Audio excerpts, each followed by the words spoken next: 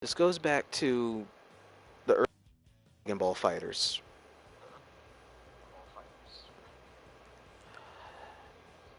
This is back to when, like me, I wasn't called Rodimus FGC at any point. I was just called Rodimus Prime.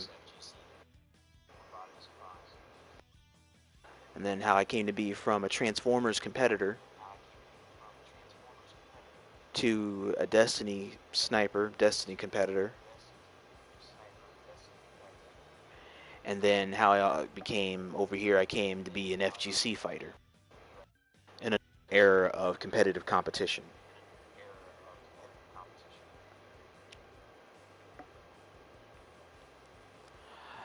It'll tell you this, it'll tell you itself from Destiny to here, and the FGC in general following the fall of Transformers. My circuit debut in the realm of D-Gens. The successes and failures there through R.O.D and NLBC, the early level, next level battle circuit. The whole birth of my ideology in the Iacon battle circuit and where that originally came from. Out I had with Trials of Osiris and the Trials of Osiris community. A whole fight and struggle against elitism, gatekeepers, and prideful motherfuckers. It's a whole new journey, same old song and dance of another PvP community that I was already ready for before coming here. Exposing a lot of clout and toxicity on the journey into quote-unquote greatest players, and then what we learned in 2021 entering year 3 of the FGC journey. So let me take you all the way back into the days of the post-demo launch of Dragon Ball FighterZ in 2018. That was when I first came here technically.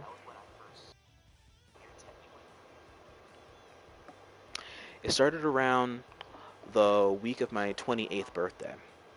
It was one of my online gaming friends. It was a player named Subtitly Snow that introduced me into FighterZ during one of the trial weekends that had happened.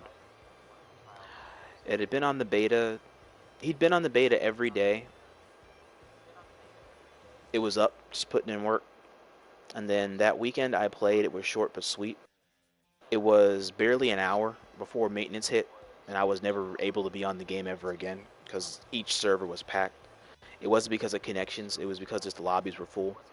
I had barely any time to enjoy the game. Lobbies were fuller than full.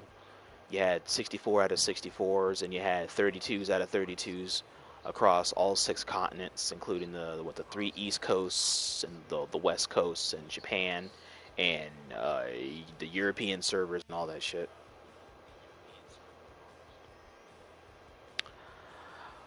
Post beta close of DBFZ, I wasn't really convinced of the game at the beginning.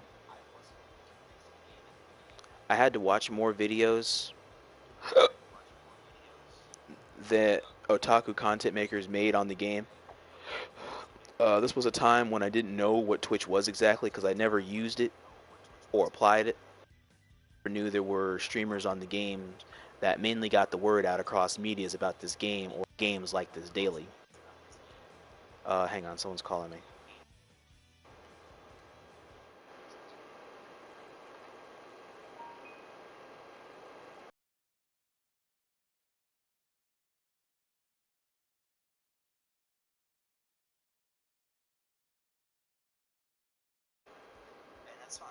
It is, and I can't wait to try and see how I can apply more of what it was I was doing on other games here. Because I was just on it. I was just on earlier. I started about 30 minutes ago. I was going over the VOD from Kel's Kitchen when I was able to make my return back to playing in Kel's Kitchen. So that's when it's like a big Matcherino venue on PS4 and on PC. That's hosted by one of Bum's former affiliate dudes, Kelso 2 times. Oh, he's a very known Fat Boo player. He's a Fat Boo 18 main.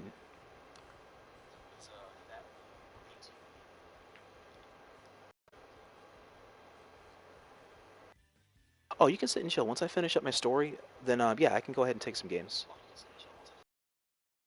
because I'm going over the 340 follower goal, which was to just tell the origin story about how I came to the FGC, so I'm just docking it now. Yeah, this is live. Mm-hmm. Yo, yeah.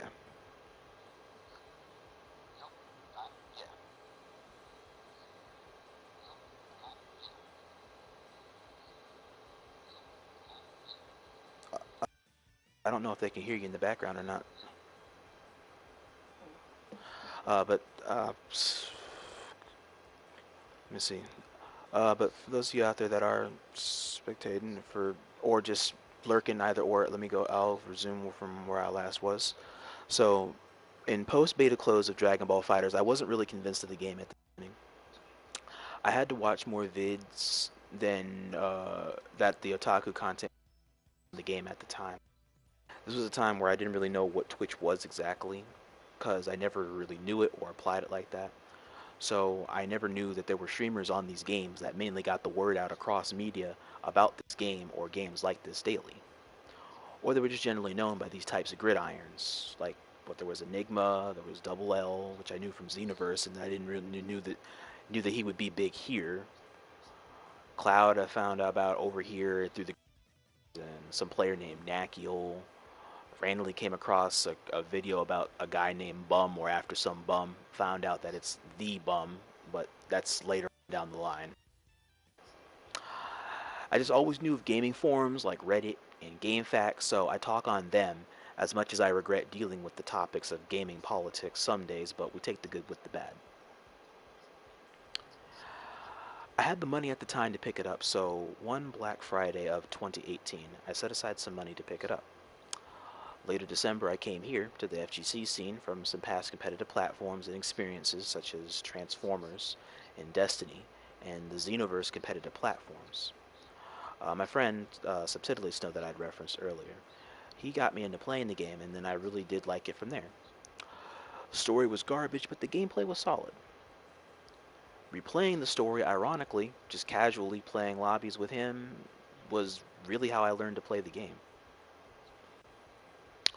He got me into playing it. I liked it from there. I was a heavy Xenoverse 2 and Destiny player back then, slowly in the process of leaving the set of Xenoverse with the whole arrival of file mods and imitation hackers and the one or two actual hackers that was on the rise, where it led to a lot of butthurt, disrespectful gamers running content creators out of town, and you're running away real players right as they start intense games. You either got like right as games get really good, they either switch to cheap shit, such as the fully awakened hit or the UI or super powered Broly, and it's all that cheap shit. Only instead of just using the crap that they spent months making how they want, or they just mod the lobby, or else they just rage quit selectively or lag freezes your console. Which is early reminiscence of War for Cybertron, but that's a story from the past. And case here on this game dealing with the superiority complex of others, and the POV of elitism or easy cockstroke, minus the layers of hackers and cheaters, obviously. Ironically, later on in the story as we go, I actually did come across some hackers and cheaters here in the FGC, but we'll cross that bridge when we get to it. By that I mean no hackers on the grid, but you'd be surprised what PC players are aware of in the bigger picture. As time passed in the small online playing group to the game we found, I decided to train and mainly just beat the people that really didn't value fighting me, like James did, but felt like they would rather spend time farming me or playing against me just because I was an easier target than others at that time. Like, I was a yellow square that was invited to like a small chat of people, mainly a lot of pink squares. Could vaguely keep up with them, even though I barely won any matches at all, if any at all. I found it idiotic if you don't play each other often, but they play me, sure, just to spend more time, to me, honestly, toying with me than playing legit just because you play different teams or because you feel you can. At the beginning, a lot of them were taking it easy until the fundamentals started sticking more in live matches, so little by little, it up to add pressure. It worked, sure. I grew fast on blocking and just not attacking because I was a hard masher when I started playing the game. But still am, in a way, I feel.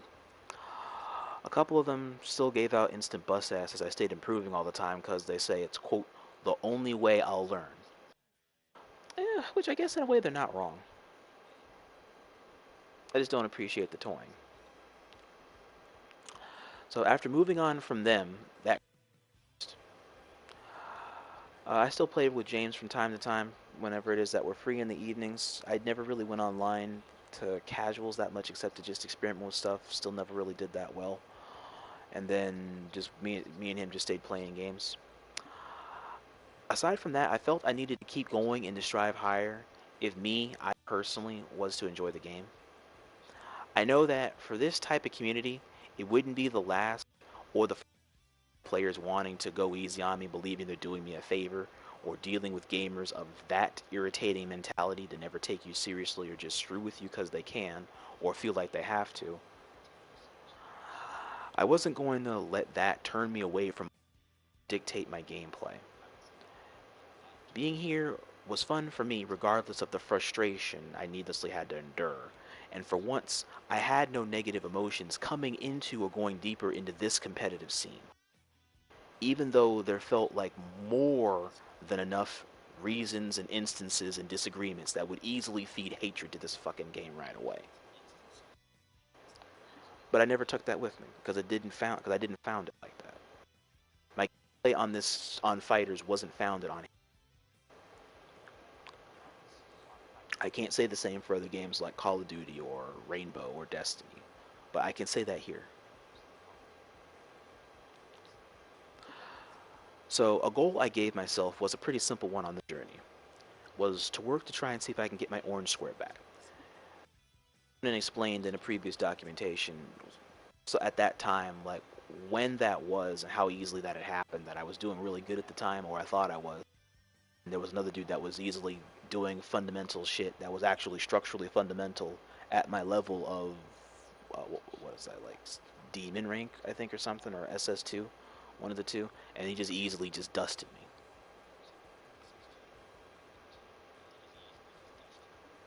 And I've been struggling to be a steady player at that time, to be a steady yellow player. I can keep up with oranges, maybe some pinks, my own color tier for some reason, or some odd green, catching me with simple things constantly because I was just never prepared for it, or I just don't know what it is, don't know the matchup. But it all goes with the learning experience of the video game. In addition, I also made some content that fits to my channel theme in addition to the growth. Like, what I generally do, I do one-on-ones or competitive activities in good taste, right?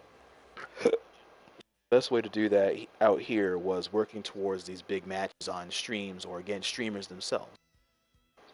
There's a lot of players trafficking on live streams, so a person is guaranteed good games mostly, as long as you're ready for that level of play. At first, because none of it was I was ready to face, no, I wasn't ready for it. But it changed the more I stayed up, sometimes late degen times, being on streams in big games and big streams, just to see how far I can go and to try to work towards, which I'm always taking, or I'm fighting out here, or learning from them, in order to be better or do better next time. Even though I was never winning any of them, it was slowly making me better because I was understanding more about what it is I'm doing wrong that I could never see at that time. And I could never explain it. It's only just something that I could do or improve on by muscle memory, but I don't know. It's like you don't know what you're doing, but your body knows what you're doing. You just don't know how, or what the terms for everything is that you're doing, but you know how to spot it.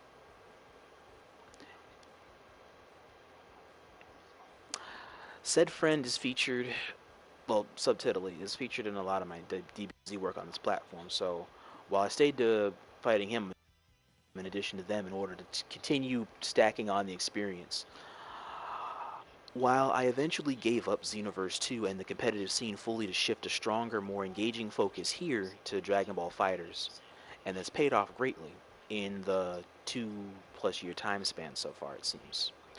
I wasn't ready to go into full-time streaming at this time, as many modern-day online gaming can do with the free time on their hands in which to explore. And so it was a juggle I didn't know about then or how to establish, but it was one that I figured out later on. And this will be explained during the process in 2020 times, which will be coming in. The next thing here was how players in the community came to know my name. And hold that thought, I need to take a drink.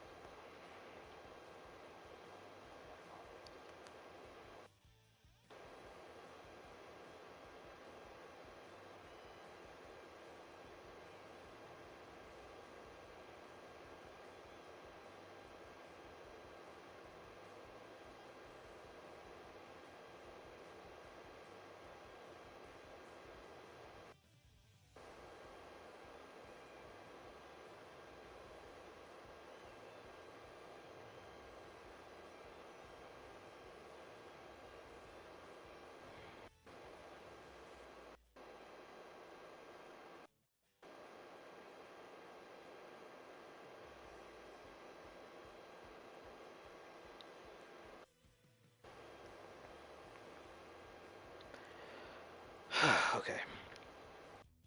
Resume. Okay, so how a lot of people here in the fighting game community just came to know me. So this led into how I eventually was able to level up in a short amount of time. In all the different streams I was in, a lot of the people that were trying to, I guess, have people showcased on their streams to get the viewer counts up and do what they can in order to grind in the game, grind on the community, put in their work in order to be somebody on the game. And it came by knowing a lot of different people in this scene. So as for fitting in here in the Fighterz community solo, that was another struggle altogether that I would soon find out. And like everything else here so far, I'd find it out the hard way. And I was to be very happy about the few things I've accomplished out here juggling this with other competitive scenes, and the untimely life crap that does happen and it persists to try my patience more than the people themselves on the video game. However, contentment isn't always easy when one feels that they can do better where they're at without being stressed out big on the game, or else you're letting complacency take over consistency. Keyword, complacency over consistency. Casually, then competitively soon after for the reason of both satisfaction and subtle revenge in a constructive sense. As follow, I decided to train to beat more of the players that I felt weren't really respecting my interest or my participation in the matches and lobbies that I was going to, that I was invited to clearly by the main people that were there, but I'm not getting anything out of being there from anybody else. And I gotta basically sit in the back of a line, quote unquote. And you gotta deal with a whole bunch of inconsistent, walking shit-stained individuals that are just here that didn't value fighting me, but they'd rather just sit and bullshit or play against me just because it was that nature of online interactions. There's more entitled people online than I imagined. I do need to seek to reach out as I go, so I learn more about the game's inner workings, and these people slowly need to have their asses kicked in order to get in line of respecting their fellow man. That's what I learned that year being there. So it seemed like a harsh-ass lesson about the FGC itself. Or so I thought. For me, being here online is fun, and for once, like again, I had no negative emotions coming into this game by choice, returning to the game scene, or going deeper into the competitive scene itself. The flip side to that feeling is that over time, good and bad feelings can mix due to self-esteem issue, or taking myself very seriously to ensure that I stay on top of my own training and to not slack off any one time until I reach a slowdown point. I don't trust myself, but at the same time, I have to be my own worst critic in a way, because I know while I want to be an amazingly skilled fighter here on this platform like I was on platforms past, I'm actually not. Not yet. It's a struggle here through the journey that I figured I would still struggle within myself.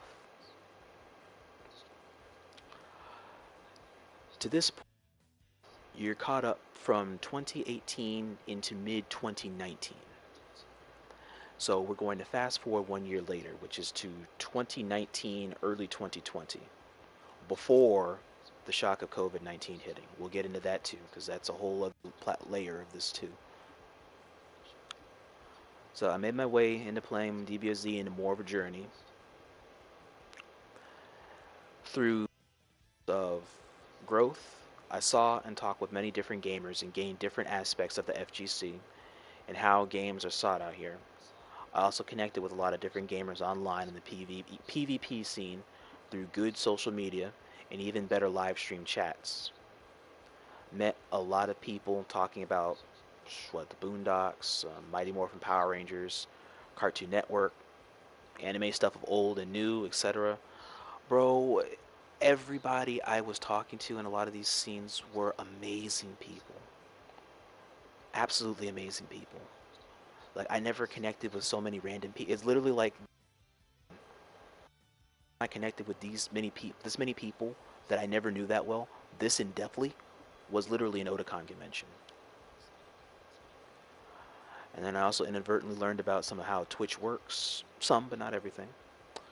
And then it started with me just occasionally hanging out on one Twitch stream. It was a streamer named ZeroMayCry. And I became a VIP there with another named Soren. And then that's what started my friendship with him.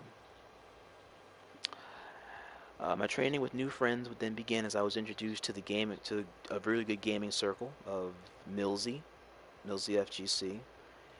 It's Asher, Andrew, Crabbo, Akira Ryunosuke, Natsu FGC, and acquaintance, like a controversial gamer, named iSuperShadowWw, that added a small layer of gaming rivalry from an incident soon to be explained. But it's in this circle of friends, similar to James and myself, what we were accustomed to, that I started the next layer of my training and understanding of the video games inner workings. Kind of your circle in a way, if that makes sense. I know it's a lot of events that came to pass thus far, so the specific anchor points I'm mentioning the anchor points and what are anchor points as we go. So, as this VOD will be recorded and pinned as need be, I'll be able to have an anchor point for each portion for 2018, 19, and 2020, respectively. Because it's a lot to take in, I understand.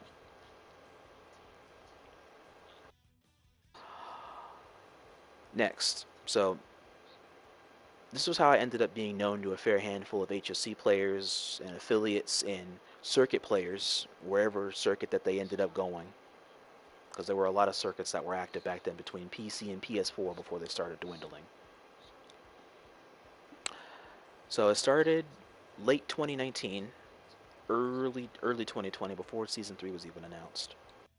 There was a past upcoming streamer that was here in the community. It was Cloud805's second rival here in the FGC, and it was a big thing that blew up clout in a rivalry that they had between Dragon Ball FighterZ and... This was a Twitch streamer named Nueralis. He appeared with occasional periodic streams,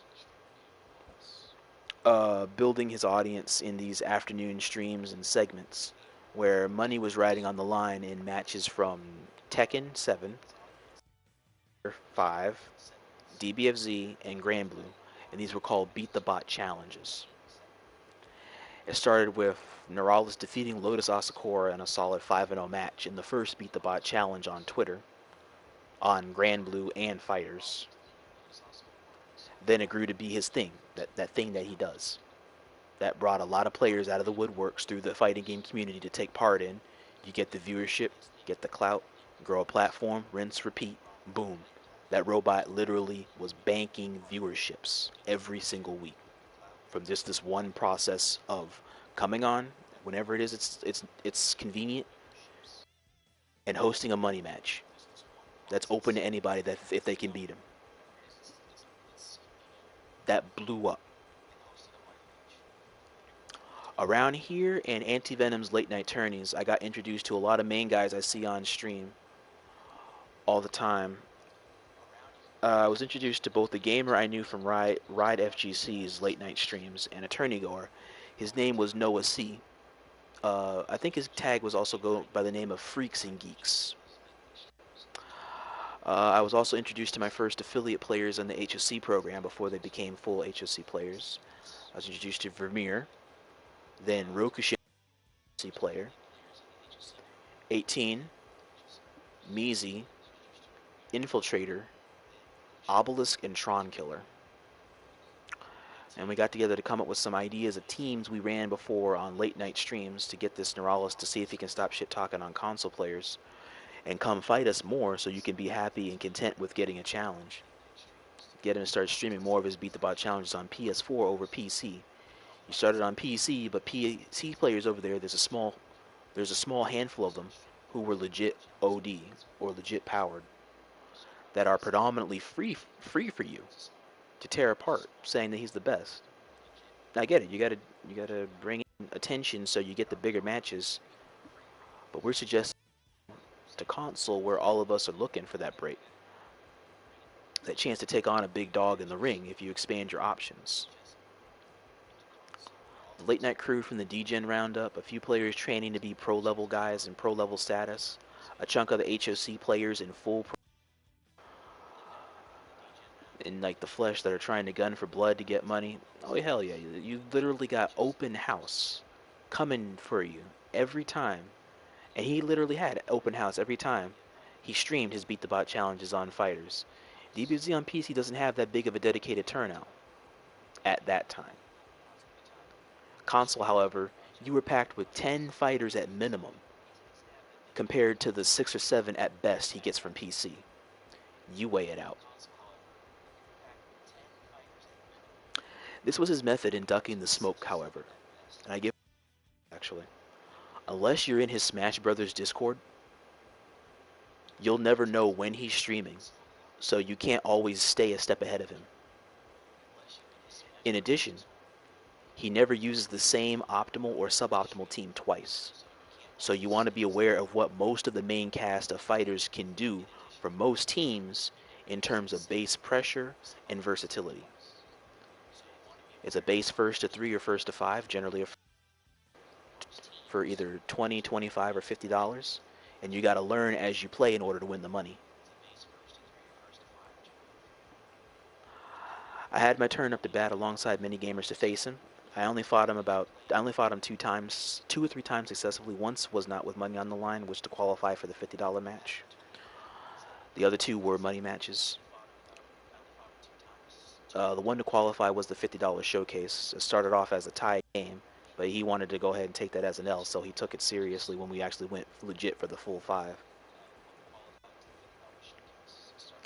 It wasn't till like after the fact of that afternoon stream I realized that hundreds of players were between Cloud's following, Sage 805, Jersey Sage, and the H.O.C were watching those matches that day. So I inadvertently actually, by calling him out, I didn't realize I inadvertently actually put myself on blast with hundreds of people watching me. It's like, what the fuck? Steam for him outside the competition he had with Cloud 805, and that made a difference for my sake in the FGC at the time. While I've been on other gamer streams live, like Iacon, ZeroMayCry, Anti-Venom, Cloud 805 once, Ride FGC, Childish Vegito once, and Kali-Mac. They had a platform. They didn't really reach out to help with a shout out or take the time to try and help you or see if you could just put your stuff out there if it looked interesting or anything like that, or get your name out there like what others do for them. Nueralis, however, did. The bot showcased a lot of our friends, myself, in the opening round showcased us in the opening round of our rematches before we had to restart the match in full. That segment promo me and Vermeer was in was to promote Cloud versus Nueralis. Had helped us out bunches in making a scene for ourselves. I'm not saying those other streamers are stingy or selfish or anything like that. they have sections of their Discord communities where gamers can support themselves. Stuff doesn't get viewed unless you're known, but it's the thought that counts. And also, they're helpful with input when the community is on the table, but their personal schedules make them inadvertently oblivious to observational consistency. It's not on them, it's just what they have time to see and what they likely missed.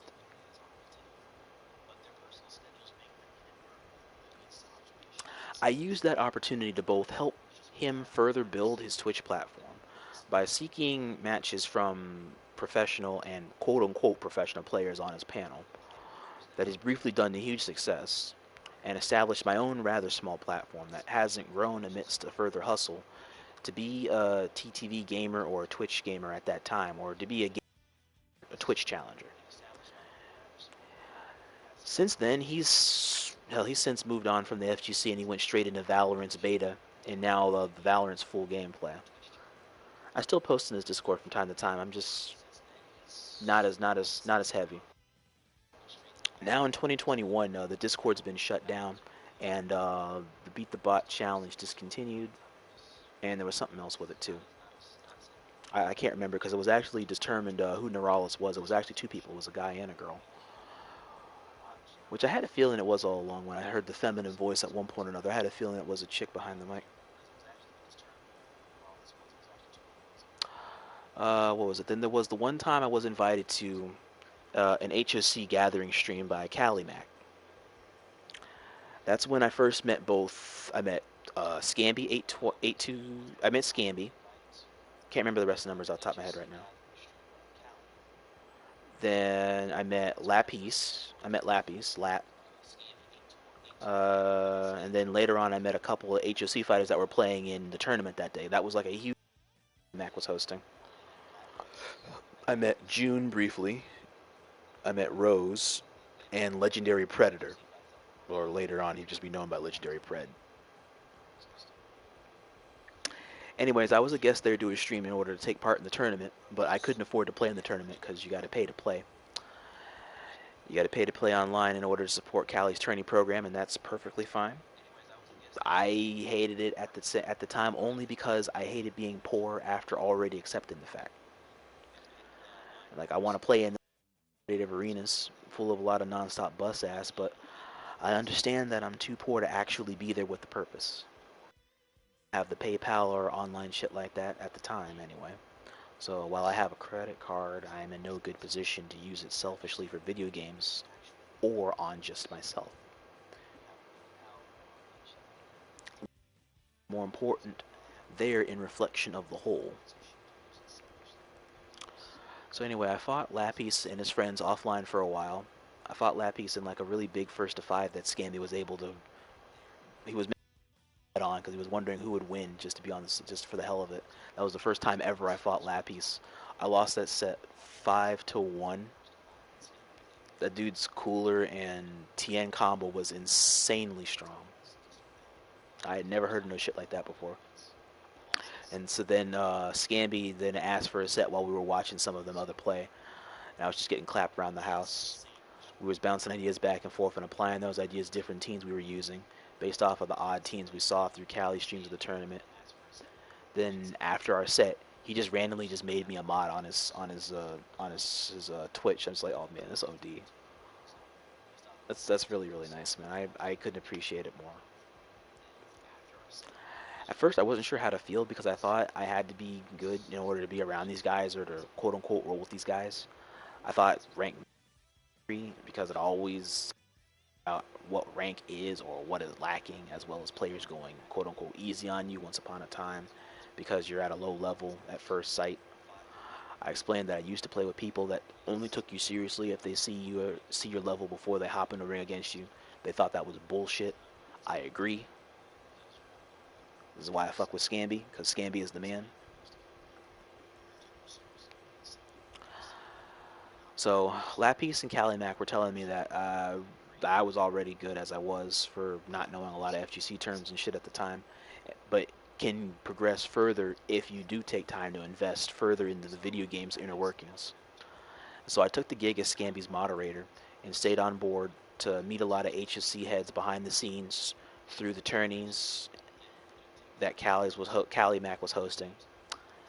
That was another drop in the bucket for me at the time, specifically into on stream and then the live Nueralis rematch way back. And a lot of the H.O.C dudes know of me at the time, even though I'm not worth fighting to all of them. But I know why, and that's okay. And then lastly was on ZeroMayCry's last official stream, before IRL came up, before the work shift, and before COVID closing had hit him. It was on a stream closer. I had the honor of going head-to-head against one of H.O.C's prime players, one of the gatekeepers. It was Double L LEXXLUTHOR. I was the third player from ZeroMayCry's dojo program, behind Andrew and Soren, that not only passed the program, but I also earned the opportunity to fight Double L. I was happy as shit that day. I didn't get body changed from a Ginyu for once in my life in a close-ass game.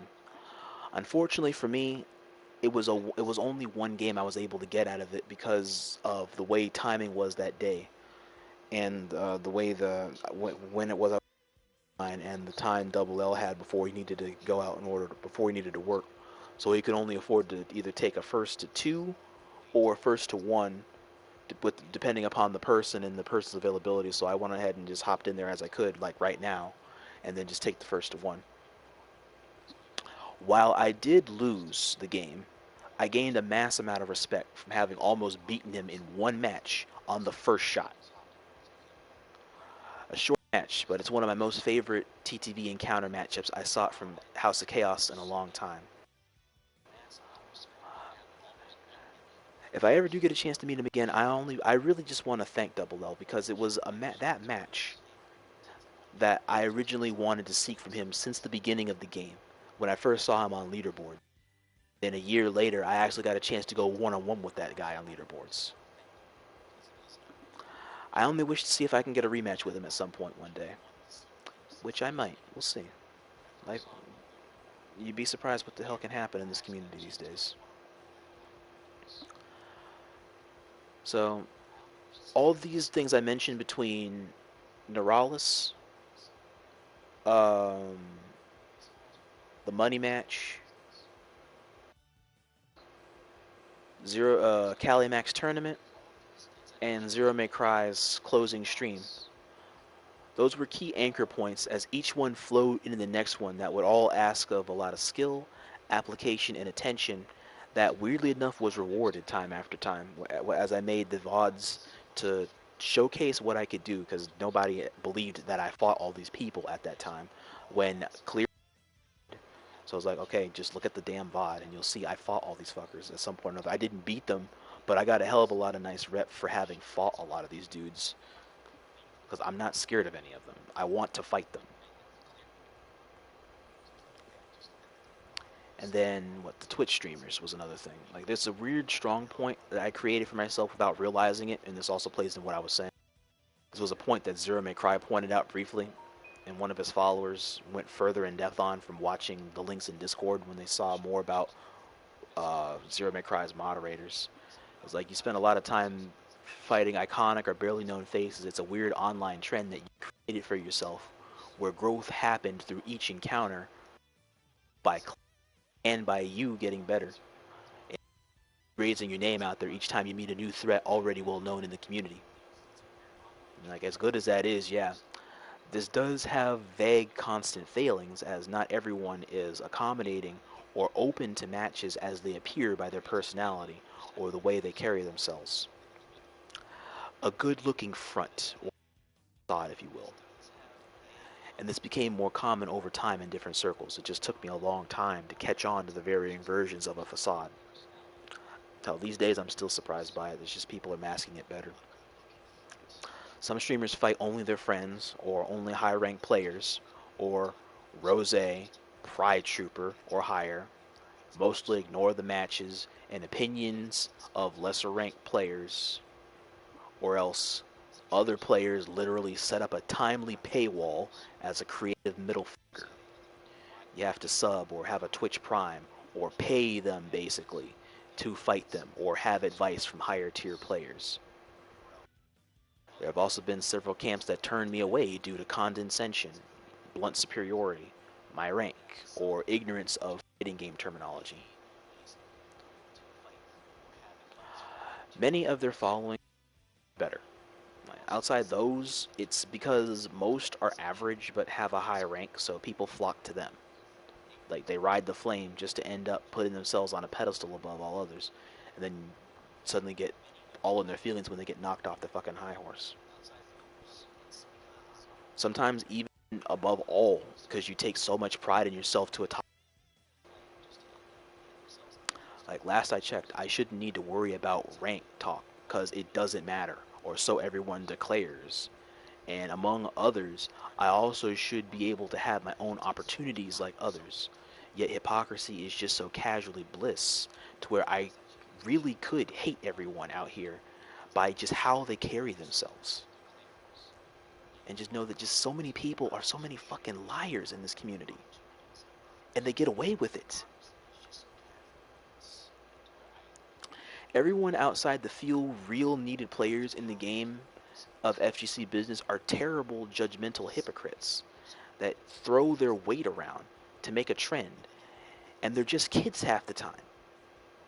The best part was that a bunch of kids, not even tied to H.O.C or TH or O.F.A or even affiliated similar gaming groups or organizations, they think they aren't openly doing this when they are. Hey, Panther, what's good, man? And people pick it up sooner than others. Others out here might have caught on, or might not have caught on, because they're still trying to figure out what directions in life they want or their affairs. Remember, this is mostly adolescents doing their own things before the bigger picture of life is before them. Me, I'm a grown man. Children with several years of online competitive activity to numerous gridirons. Like, I've been deceived and done wrong too many damn times in life by craftier and dirtier players in the game of business and life. What could some sweaty ass kids in fighting game communities do? What they don't understand in their hustle from this starting point is that they're losing more than they're gaining later on down the life. They just don't realize how the cards add up in their affairs just yet. And so by calling out players like that, between the instances that were explained between the Nueralis, the Kali-Mac, and ZeroMayCry, that's honestly aimed to meet a lot of people, the workings of a lot of people, understand the inner workings of elitism, sadly enough. And I met a lot of streamers before they were streamers, or big DBFZ names that are on down the line. Some people say they know me, some people say they don't know me. And that's perfectly fine. That's the circle of life. A lot of players behind the scenes, many past names through the community, late night and early morning stuff.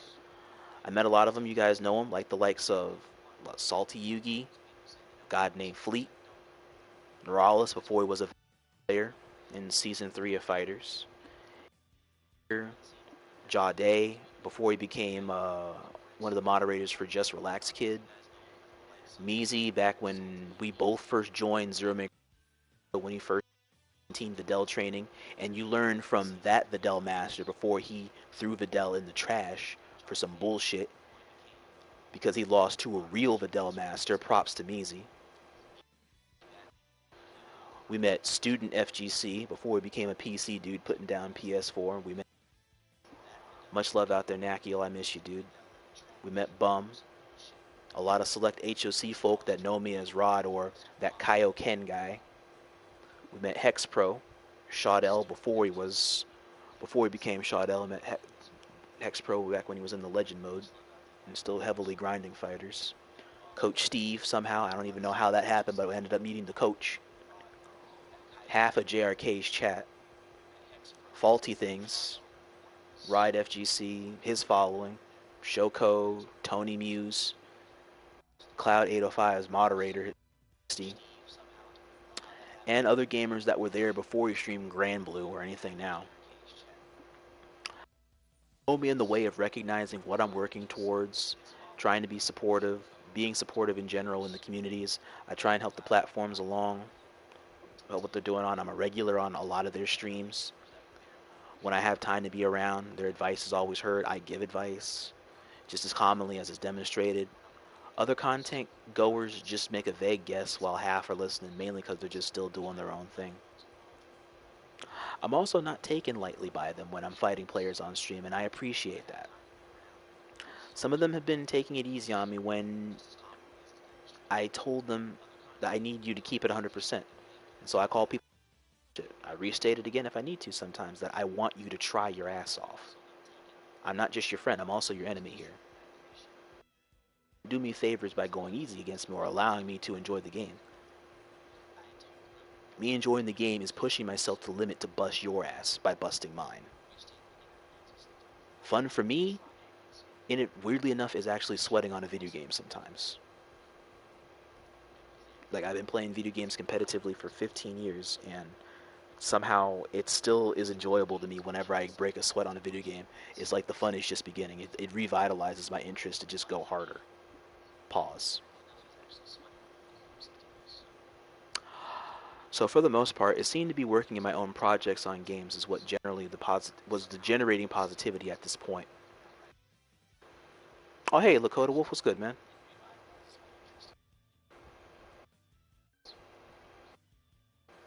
So for the most part, it seems working on my own projects on game is what was generating positivity in order to keep me motivated so I can keep my focus, stay positive, and just enjoy the grind as I went. It wasn't until a lot later on in the journey where I'd meet other players comparable inspiration or motivation, the more I also sat and talked with them, like Iacon and Anti-Venom, inadvertently. And so what, ZeroMayCry, Iacon, and R.O.D, they knew about this journey that I was talking about when I talked to them late nights from time to time, in a lot of recurring conversations when it was and I was able to sit and talk with them, and they were actually interested to hear my journey from time to time.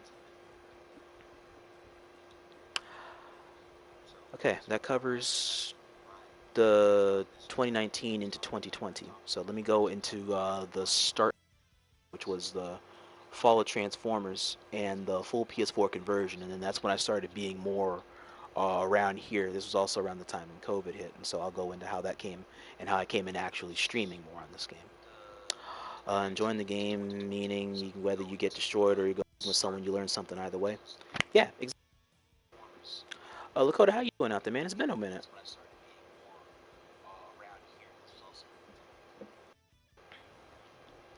So, to 2020, normal media anchors one by more, plus more context to collab original ideas with. Facebook became more about shit posting than meaningful posts, and the pandemic didn't really help at all to precursor this further. A part of why I felt promoting my best work only to my friends at that point was a waste of time, because and the majority of them honestly don't pay attention and don't really give a shit to what I do. Poetry, for most of them that are interested in reading, they're not really interested in that shit. It mattered at that time because I was in the middle of trying to cross-reference different ideas. But that month of February didn't matter, because what happened was that the servers for all the Transformer games at that point, they all shut down around the same time. PS3 and 4. This was a sad time in the PSN communities because this would lead to the end of all Transformer online communities as we knew it. After a decade long run, generation after generation of older gamers and newer gamers linked by our base love of the Transformers franchise. All of us are connected because we're metalheads, basically. A shift of direction was slowly happening at this time that only my close friends really knew of, or at least the following knew of. And then at the time of the video game's passing, I had finished establishing myself on competitive Destiny 2 and here on DBFZ, and vaguely still Xenoverse 2, even though I was detached from Xenoverse 2 more, and slowly just going through that transition. I had a year-long shift from Transformers to roughly to two PlayStation, so I would have a focus and a drive to do something competitive outside Transformers. Me was ready for when this happened because it was long overdue in my opinion, and I would eventually have to change so I can actually try to embrace newer things and be known by other things aside from my past achievements through my years of service through the Transformer communities. I'm grateful, I'm very grateful for the years I contributed my creativity, my joy, my passion, my love, and my wisdom towards the evolution of our communities across GameFAQs, Reddit, the community itself on the video game from 2014, 2015, 16, 17, 18, and 2019. Even the vague time in 2020, even after I said I quit the damn game and I still ended up going back to it anyways. Still, like all 7, 8 years, I don't regret none of that shit. Even the launch of the Transformers Discord when we all introduced ourselves from the older generation to newer generation players. Hell, I got a chance to actually see my work prosper generations, cross generations, and it withstood the test of time. The downside of Transformers dying off was I was also ready for and needing to start over. Possibly rebranding, mass loss of subscribers or the following, the lessening support becoming more hollow or dead as I delved further into my own interests and less creativity towards a dead pastime. This is a trade-off forcibly starting over that I accepted ahead of time as I experimented with this for the past 2 years, couple years. Was very much alive, just to prepare for the end game in advance. Like, having your hand in different things, so to speak, if you guys get what I'm picking up, what I'm laying down. Having your hand in different things. Having lost the lot of my genre content gains, the core subscribers, a dead platform, and I cut my transition to Destiny 2 and to DBFZ equally in 2020. D2 more so than DBFZ competitively because I was still trying to understand how to play this game competitively. That was the hard part. And so basically I just delved into streaming.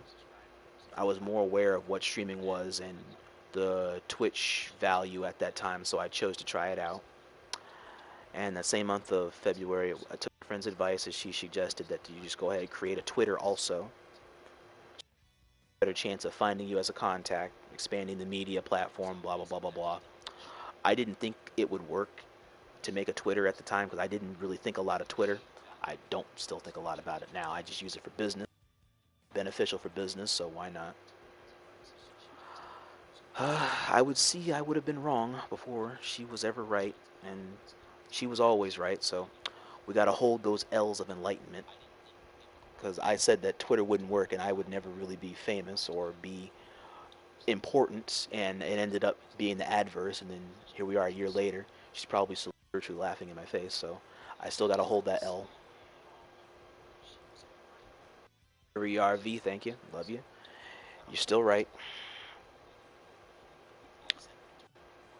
And so let's fast forward a bit to mid 2020. This was when this was when COVID had already hit, and so the transition to online began to happen.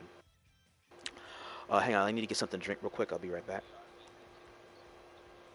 If you guys have any questions or anything, go ahead and ask them, and I can, before I begin the next segment, yep, I can answer them real quick if you have any questions.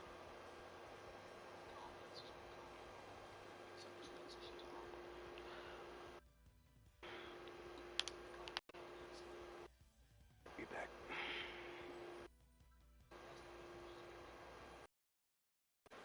I know my arm is killing.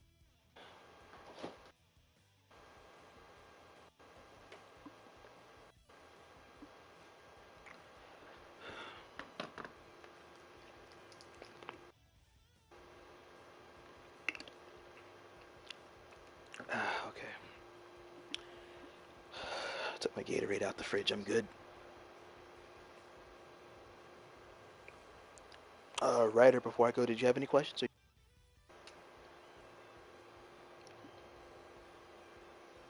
Ryder, you there? Before you continue, have you streamed Destiny 2 before by any chance? Yes, actually. Yeah, I have. I did used to stream Destiny 2 a lot because I switched back in this game and Destiny. I was streaming Destiny mainly for competitive and to mess around and doing strikes and trying out some new builds.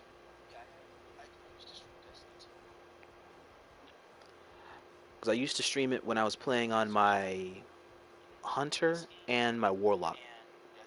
Because my Titan, I just do a lot of Hulk shit when I play on my Titan.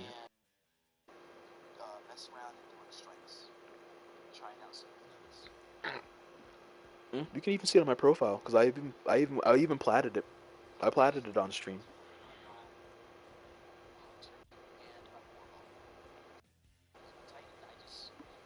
Any other questions, real quick, before I continue?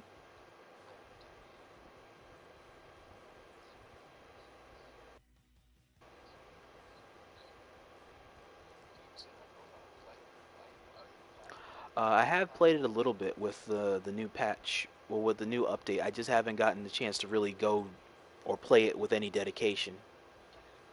So I'm just trying to play it casually to catch up my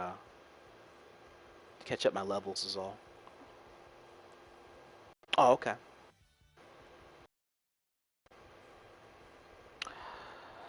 So to resume, we're in mid 2020. I can't find much positive. There wasn't really much positivity here, as this focal point hit on Destiny's front as well as here, and we're gonna get ready to go into that because that was a whole other thing of betrayal, racism, mockery, rooted elitism there, ignorance, and favoritism in Destiny's journey. It's not to tell. Not just yet. That's the whole thing for Destiny I gotta go into, but I can only go into that affected me there and here that led me leaving Destiny and then just playing full time here. And it became more accommodating of, while having it share pros and cons, sorting out where to go or where I'm going, who I won't talk to. It became more accommodating of me and my worth as a player, more so than Destiny communities between 2018 and time that were chose to listen to. It was my worth to just take my leave. Amidst this, the lockdown due to COVID started to happen. Paranoia rustled up between the many. Isolation and safety took precedences, more negatives than positives, rest assured, all stacking mentality that began to further corrupt the canister of my positivity.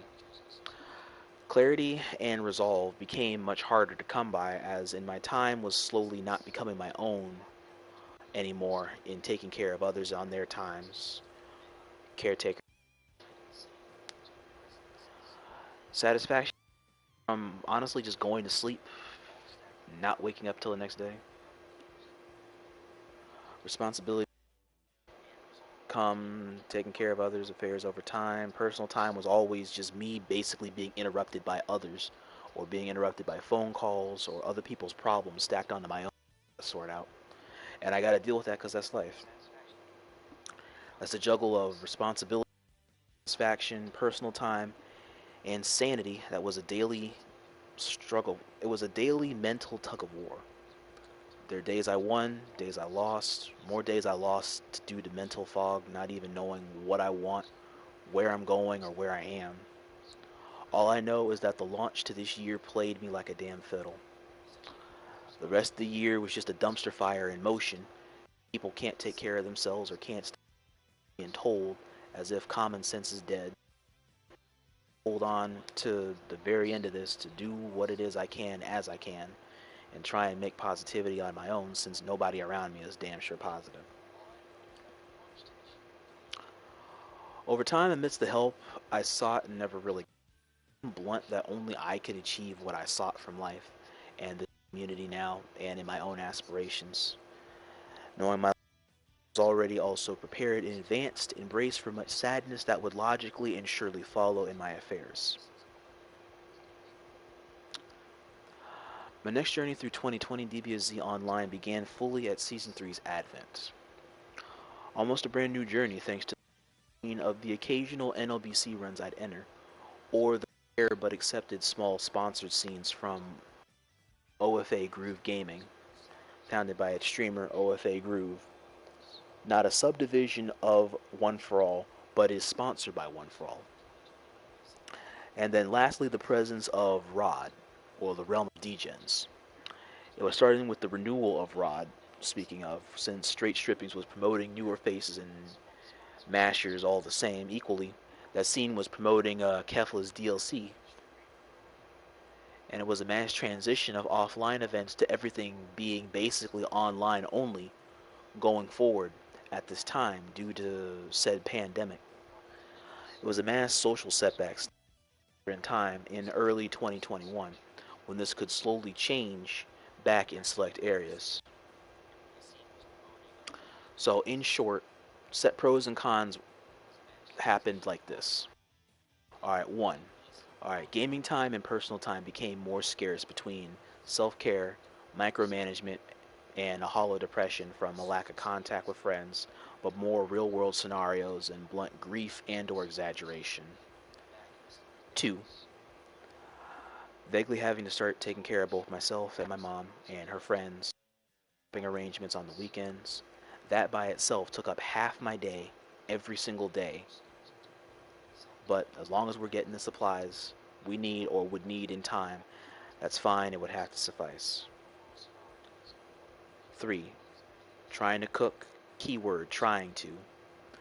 I'm late most of the time due to being tired as fuck getting home or late night gaming, and so I had to make my bed between the two, between either cooking or gaming, because she's cooking for her. I don't ever get anything, or nothing's ever really made, so I gotta figure out how to put something together or heat something up, and I just deal with it, or I just go hungry one way or the other.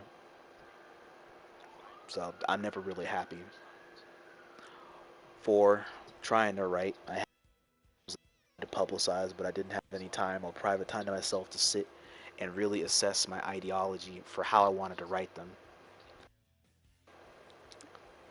5. In whatever free time that I had or could muster, I made the attempt to go into tourneys and side tournaments that always happened on PS4. They were often sponsored tournaments. I might have made top 5 or top 7 maybe for a couple of them coming from losers bracket in the closings, but it was not but it was a lot of crappy brackets at the time for those side tournaments. 6.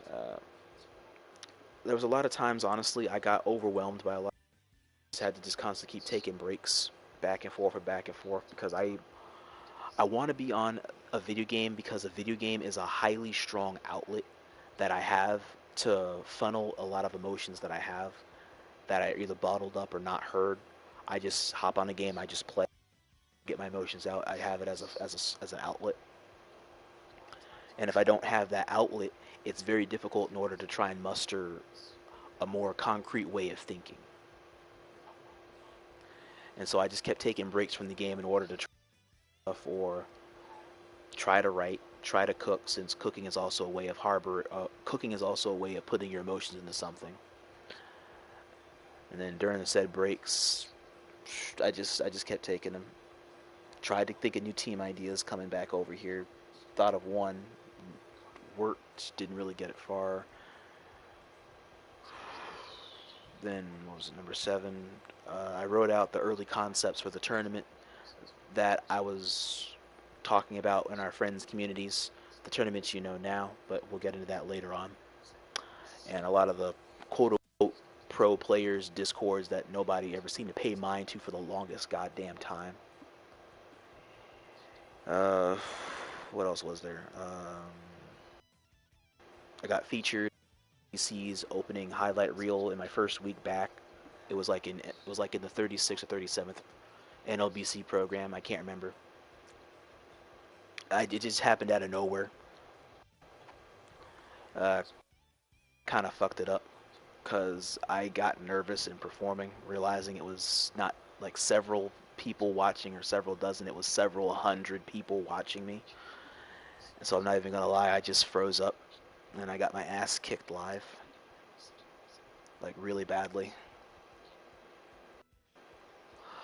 9. And then what I fought with the original gatekeepers of Chaos for my birthday.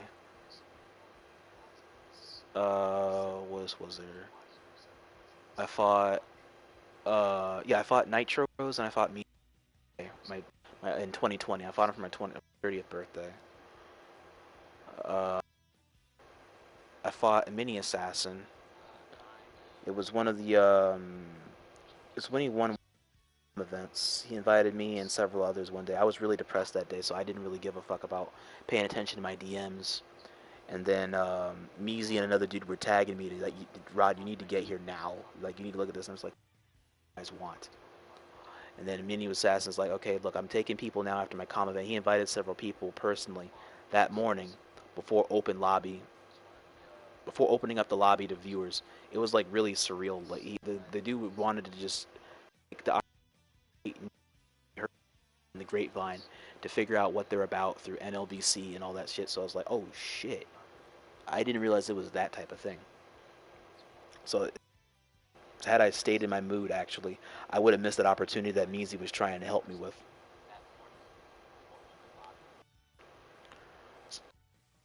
So I actually owe Meezy that one.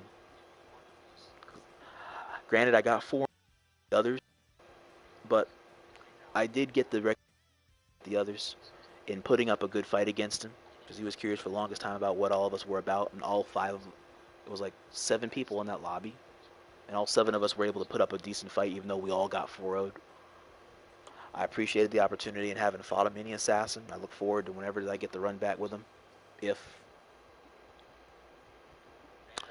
Then that same month, around August, September area, I got affiliated with Twitch. I slept because I didn't even realize it happened until one of my moderators, she's still a mod now on my for my Twitch. I didn't even realize that I had it. It was like one of those long 4 a.m. streams that I used to have, and when I would, if any of you guys remember, I used to do rank like until like 3-4 o'clock in the morning. It was one of those streams where it just finally happened. And then she called me at the house out of nowhere to drop off a present, and then she told me to check my mail. So when I checked it, apparently I got it. Then I made a speech later on that for acknowledging a lot of people that I wanted to thank about that.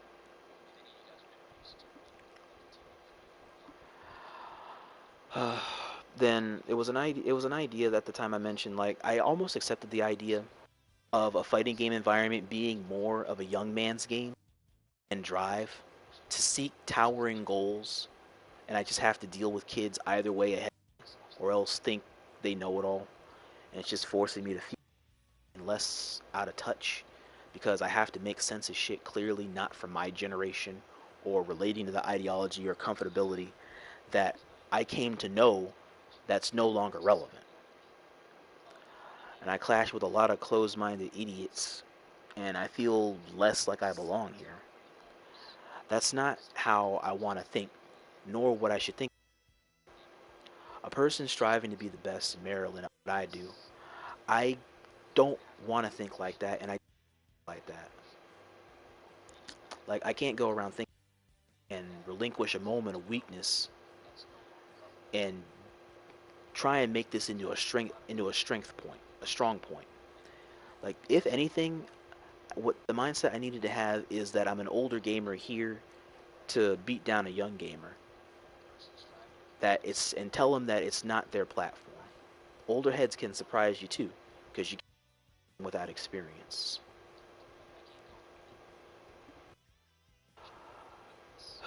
Then a patch note that I want to mention here. Oh, right, are you asleep? Damn sure is. And so another thing I'm going to note here is the D2 transfer note that I had here, because this is when I just really left into 2020. Then I no longer became moonlighting over here on Fighterz at night. I just decided to just become a full-time competitor over here. Because For one, I found it ironic that I implement less hoop jumping here in the FGC, but also that I got all the success and achievements at GFAQS in the 1 year alone compared to the 5-6 years history prior in the Destiny scene and the 2 or 3 generations out of that shitty community, coming full circle in a lack thereof at the time. Thinking about it, the same ambition I had with Destiny competitive, I just transferred it here. The more I fell into Fighterz, and the more welcomed I felt here. Experience can be your best friend against the younger generation. It can be. I'm 22, almost 20. There are much younger gamers I still face in many fighting games to this day. Same. And the struggle still goes on. And we just got to do what we can. DBFZ, while housing just as many elitist perspectives as Destiny that drove me away from, actually been more inviting as a whole to a sorting system through my growth.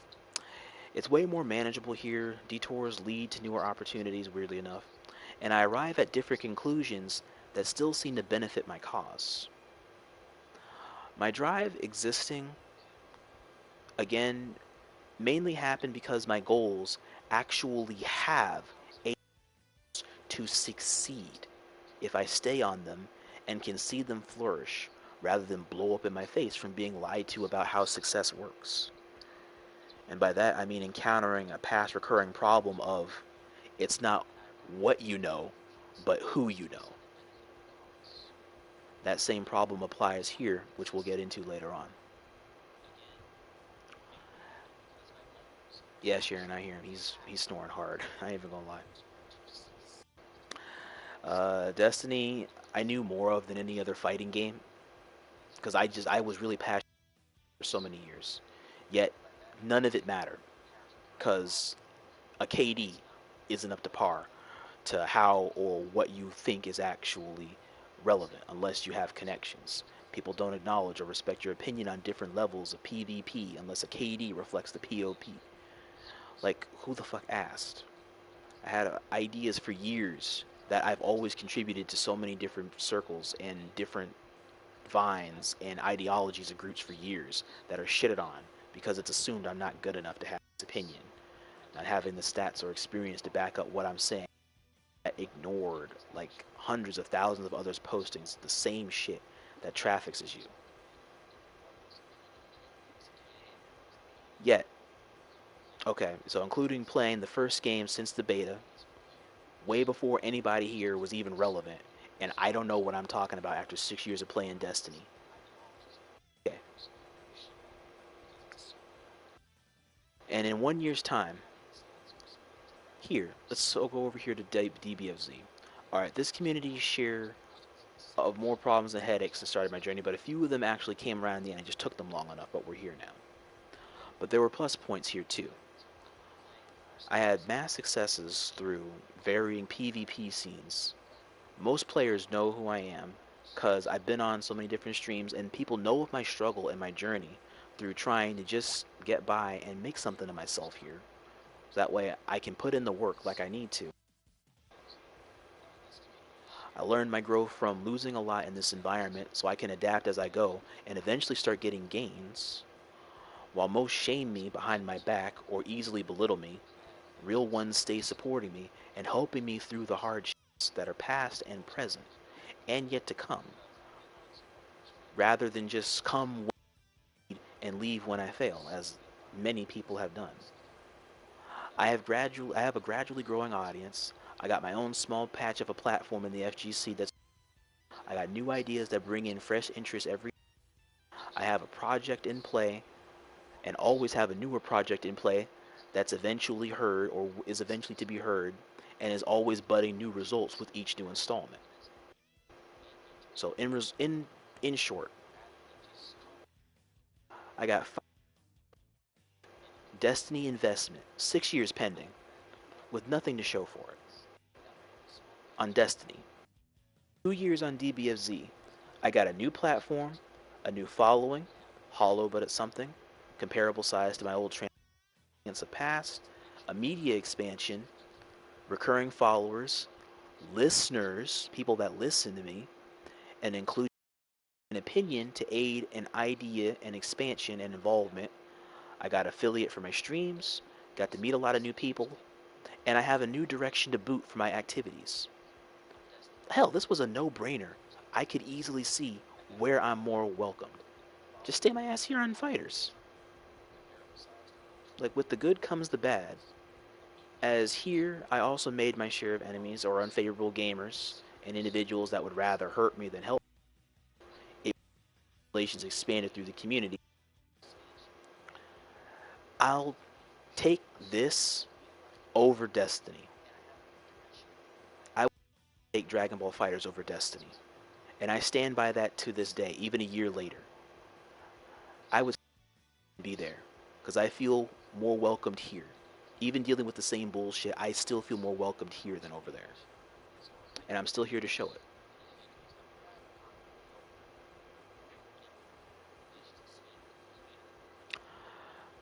Stop that snoring in the back. And so, with the good and the bad, I made my share of enemies. And so I'll go into mainly just the two. And then I'll go over the realm of degens in my perspective on how, and my perspective of that. Because all of this is the rest of this is closing out the rest of. So the first enemy I made was Shaud L, because of some bullshit in trying to have that extra. He was streaming. Him and some friends were streaming on Fighterz and another game. They were streaming to raise money for people that were. It was about the Black Lives Matter movement. I can't remember everything that happened at the time because it was over something really petty. But I still stood up to him and stated my case. Didn't like about being ignored on stream bluntly. And so I just took it right to his Discord and I just called him out on it. Like, dude, I don't appreciate being ignored live when I paid points to 1v1 you and you don't honor the match. Take a mini assassin instead of me. And you say to just wait until the match is done. Like, how the fuck am I supposed to wait until you're done when you fight the motherfucker for 4.5 hours on your stream? And then you end stream. Like, who the fuck's gonna wait that long? There was more to it than that, but that's ultimately what it is. That's the key takeaway of it.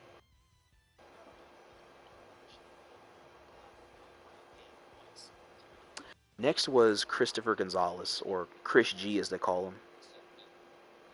This was early 2020. This was like really early on. It was of the evening as he was paying attention to chat. Frieza bullshit. From his chat for disagreeing with him and the people in open discussion. He asked chat, like a chat of 50-something people, about an opinion on something that matters to him. I think it was either money or religious discussion. One of the... It was a weighed out conversation.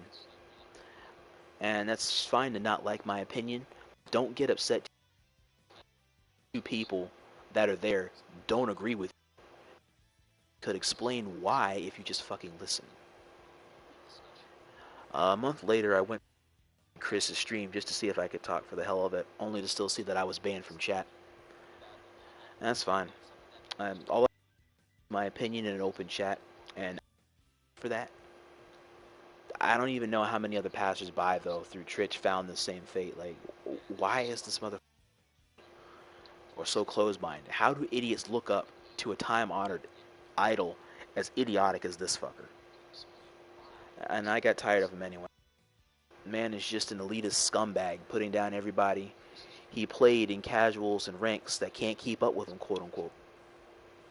I don't know if he's still talking shit like that to randoms, but it's not my concern. And honestly, he's a trash streamer at that. And so I put him on my mark listings. My opinion about Chris G changed in 2020, since he did try to make the effort to change. He does seem to be living by that now. So I can change my opinion about him. That still doesn't change what he did. That's just my opinion, though. And lastly was iSuperShadow.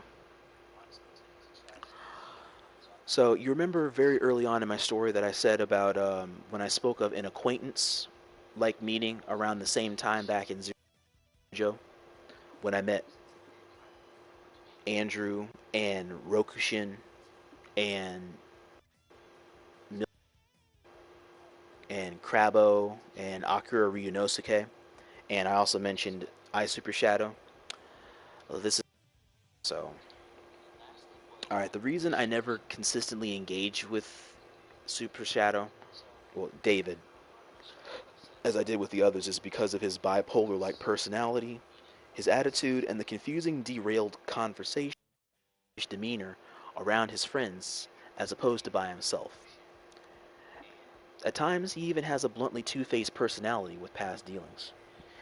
Me specifically, I never acknowledged the condescension when half the discussions or opinions sound the same from his point of view, end up going the same route to where he wants your support or money on Twitch to fill the material void he's lacking himself. And then my quarrel with David went back to ZeroMayCry's dojo. It went back into a test I had in 2019, 2020, before everything else with Transformers shit happened.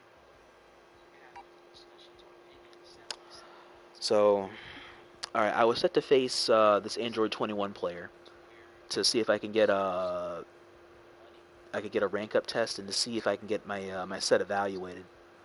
It was an Android 21 player named Lunar Resonance.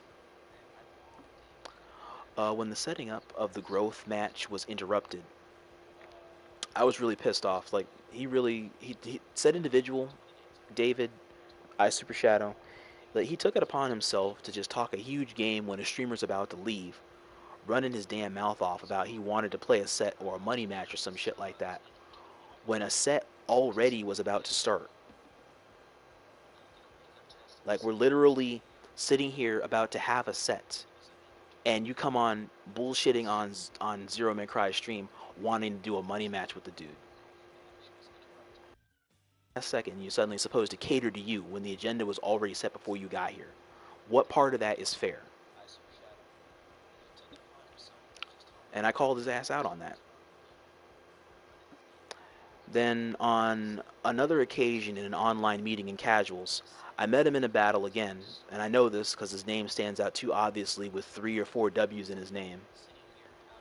Hang on, I can go back to lobby real quick and I can show you his name while I'm actually doing this. So, where the lobby begins, what happened was when that match began, he left the game right as I was about to win. Like, I was actually about to win. There was no lag for once in fighting him. I don't know if it was his connection being shit or he's just being salty. My guess is being salty. But I don't appreciate being quitted on amidst seemingly in-depth or general good games.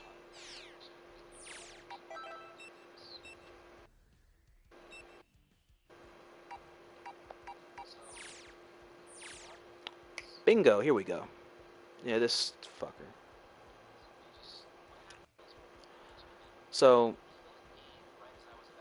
alright, he's in the process of improving for his own goals. Another occasion where the guy wants to have open lobbies with his stream during a non-ZeroMayCry stream, where matches were going back and forth constantly, yet this fool Shadow supposedly wasn't playing them seriously when, at the beginning, you choose to play all these matches in the first place like you have, nor do you want them clipped or shown VODs unless you're the one winning them.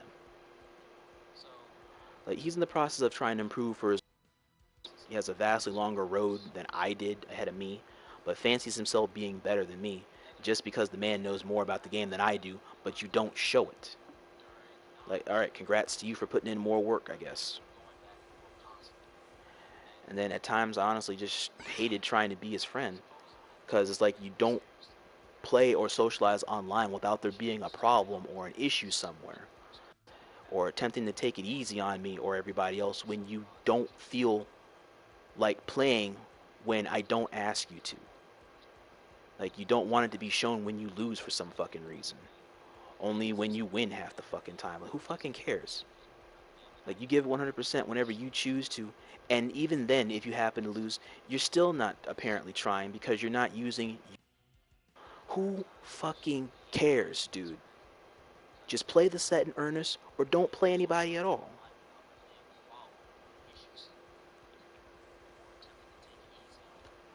Lotus? Oh, that motherfucker knows what he fucking did. But that's something that I gotta get into. That's 2021. Oh yeah, there's a whole thing about this stupid son of a I have to go into.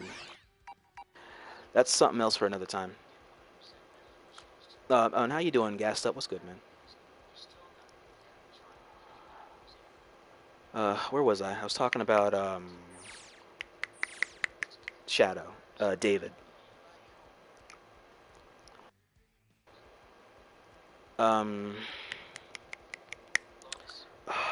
Where was I? Where was I?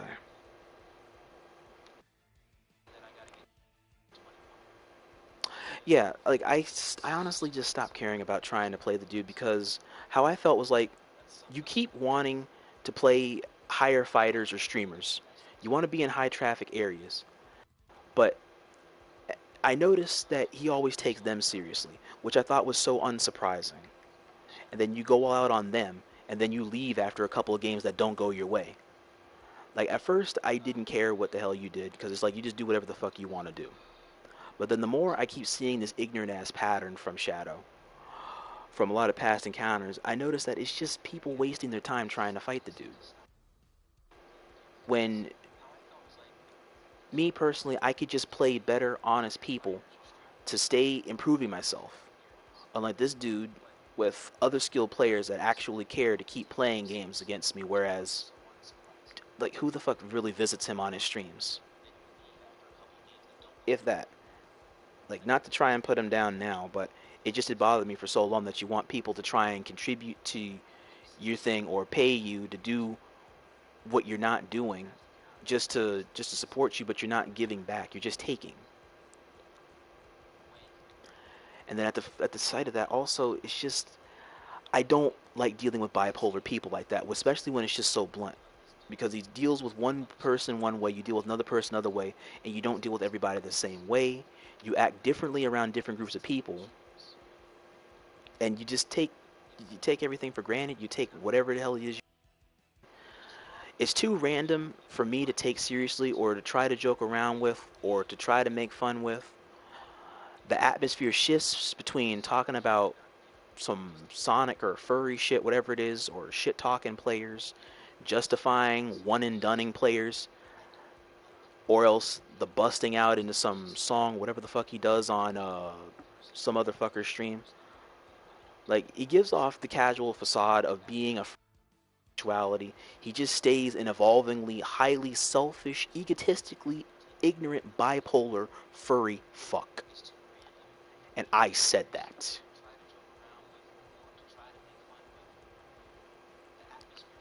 Like, you want real opponents that stream.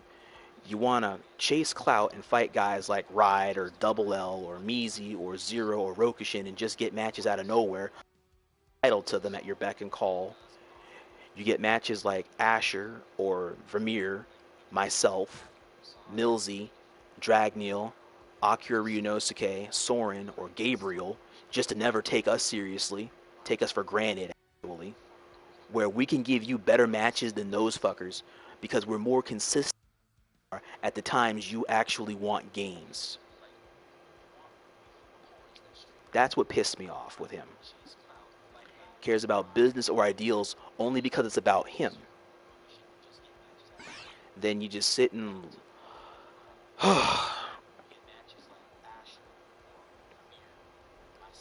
or just you lie about giving it your all when you're ever doing is just taking. You want people's respect, or you base clout without justifying your earnings through said contributing acts or actions. That was it. Kaioken Cam. Yeah, Kaioken Cam Like, it trusts him to be a moderator and oversee all their events on PC.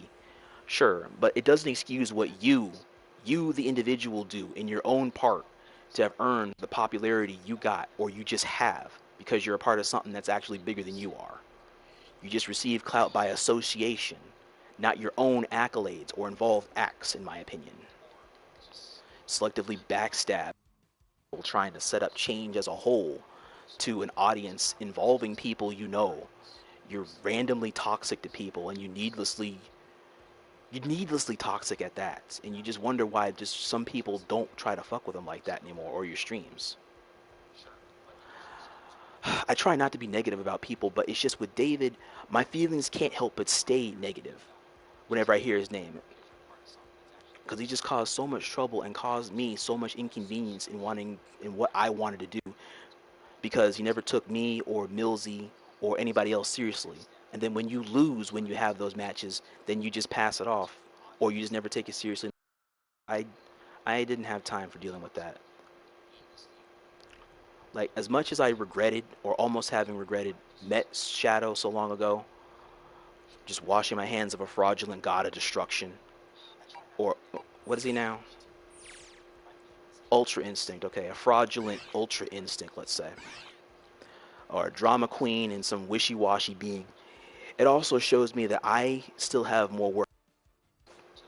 Because as much as I beat him, or did beat him before, I also still need to get better so I could just dust motherfuckers like him more consistently, so it's not just even games all the time, or me just losing, so I can just be on my way to fight and engage to more actually engaged players that don't act two-faced when they feel like it, and that are honest people. Like, I get it, I suck ass. It must hurt a lot that a player like him loses to somebody like me. I get it. I get that everywhere I go, because I'm a trash player. I understand wholeheartedly. More than I should. Even then, I don't give a fuck. You take it personally that a trash player like me can beat you more than a few times rather bluntly, as our competitive history will easily dictate in all of our past history. And because it's not important, you choose to forget about it. And because it's not important to me, I chose to forget about it. But that doesn't mean I forget what you did. If somebody crosses me, trust me, I'll remember that fucking name.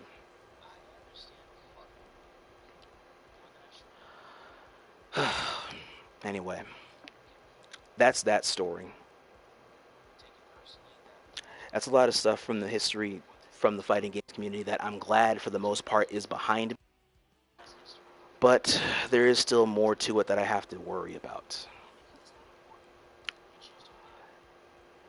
So let me go over Realm of Degens next, because Realm of Degens was something that I did enjoy for the most part while I had it.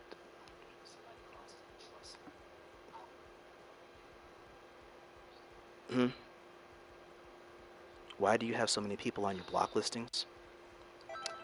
Because it's a lot of motherfuckers here that I honestly just don't enjoy fighting, or never did enjoy fighting, and so they're here. A couple of them I named already. I already said I named Super Shadow and Christopher Gonzalez, because fuck this motherfucker.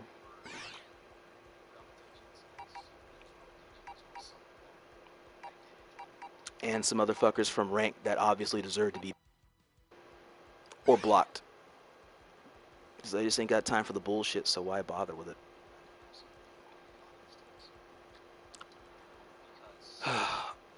Alright, let me get something to drink real quick, because I gotta get something to drink again. If anybody has any questions real quick, let me know, because I'm about to go into the tournament parts.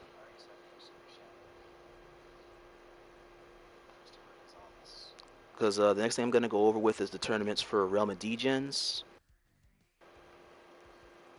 NLBC, Groove Gaming, and how all that led into the birth of the Iacon battle circuit,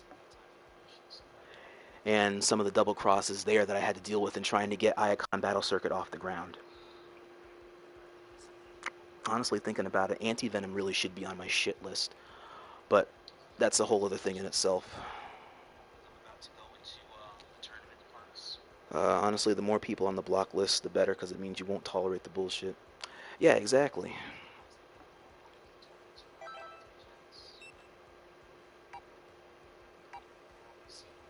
Yeah. Yeah, and 2Gas, like I said, I'll explain why Lotus is here whenever I get a chance to go over 2021. Because a lot of shit happened this year that's basically just as long I'm telling you about from the last 3 years combined. This, the trouble I had with him and his following, that only happened, like what was the month out?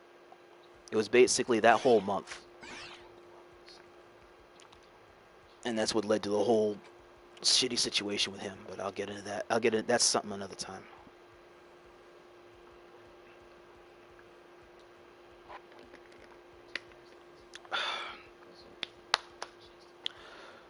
Okay, so let me start here. Alright, so for Realm of Degens was in 2019, 2020. Alright, that competition was like the Omega to me. It was the centerpiece of a lot of my competitive fascination, my joy, and actual growth along regular goings and comings to weekly NLBC, next level battle circuit. I already despised Lotus. He blocked Zed and marked Kefla for the smallest shit. Oh yeah, Zed did tell me he was blocked by him. He never mentioned why. That might explain it. And then for all the degens there, as opposed to the punctuality, while kept Sweats just opening up cans of whoop ass out of the cabinet every round, I did put Realm of Degens on a pedestal slightly above NLBC. NLBC because of how the timing. I mainly put R.O.D over NLBC because of how the timing was for it compared to NLBC, whereas the competition funnel wasn't as potent when it stacked up to NLBC. NLBC there was a higher competitive ceiling than R.O.D, but R.O.D was more consistent with its stuff weekly as opposed to NLBC at the time. The timing of the tourney scene was better for my schedule personally, coming home from whatever it is on. The reward from the tourney scene wasn't about the money, but about actual hard-won fame or recognition in one's own growth. So finalists of his tourney scenes were gradually accredited. The lure of the ultimate clout chase and having someone that no other competitor in FGC could achieve because it's by coincidence or fate. Like, this is what drove me into doing this. And Coco FGC, props to you, Coco. You actually convinced me to want to compete in R.O.D for that one reason alone. Think about it. The winner of R.O.D, Realm of Degens, being a competitor, also named R.O.D, myself. Do you know how surreal that sounded in my mind? Not only to be among the title holders of Fighterz Realms, but also own something like that that could truly be my own, that no other competitor in the FGC can have. Bro, I was in. I'm already. The catch in this is that there's just a mass hill to climb to achieve this greatness, slowly but surely. I came in late at Realm of Degens number 9, but all the same, I gotta start somewhere if I want to get to such a huge finish line. So we worked and we grinded. And here I tried to develop my mash habit appropriately. If you remember correctly, that was back when I was running this team. I was running number 2. That used to be my actual main team. Because that was back when I was in the process. I dropped Goku Black. And I started picking up Gogeta back when Gogeta sucked so much ass. And then I mained Z Broly just to make sure I had the powerhouse figure there. And then base Goku was just along as like the ultimate Tommy tag-along. And was actually putting in mad work. There were so many good competitors I had to meet through the battlefield, and so many I did face across the events week after week after week to not just get good, but also learn exactly how to do just that, while battling my own demons and my own bad habits that I can't ever seem to break. fully amidst my leaving, taking some days at a time. We had a lot of successes, failures, lots of losses, few wins through the meetings, matches being beaten badly by and striving further than, and matching going toe to toe with a lot of different players out there. And I learned a lot about myself, and by learning more about how to defeat my own enemies. I met a lot of dudes. I met I met Jazz Panther, I met Sweeter Rice, Lucian, OG Majin, Wombo Combos, Coco, Loyal Rod, back when he was Loyal Rod, but they call him Vapors now. Eternal Dev, Bacon Bond, Diffuse, Lushy, Legendary Black, Prometheus Prime, Ajax, MFCR. Bro, it's a lot of great dudes from back in the day.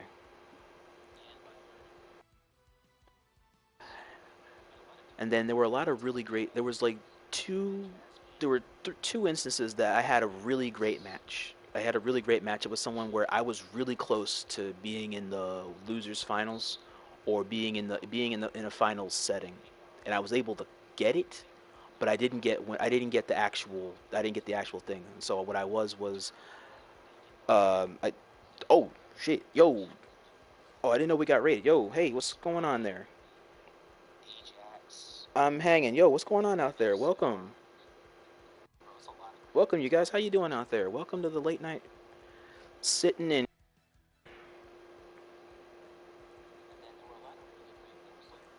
Yo, Ryder, wake up. We got raided. Wake your ass up, bro. I said, Ryder.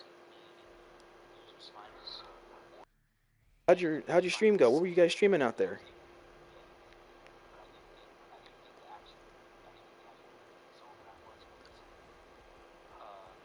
Let me go into what's going through here. If you guys want to sit and chill for the night and sit and listen to my story, go for it.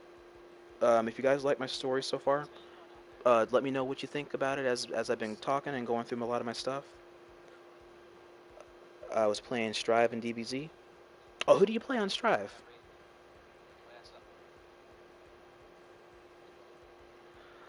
For all you guys that came in from the raid, I appreciate you guys. If you guys are interested, you can follow me here on my Twitch, or follow me on the Twitter or the YouTube. This is a VOD I'm doing right now, so it is gonna be featured on my platform whenever I finish it up. Angie, oh, how does Angie feel since I gave him his buff?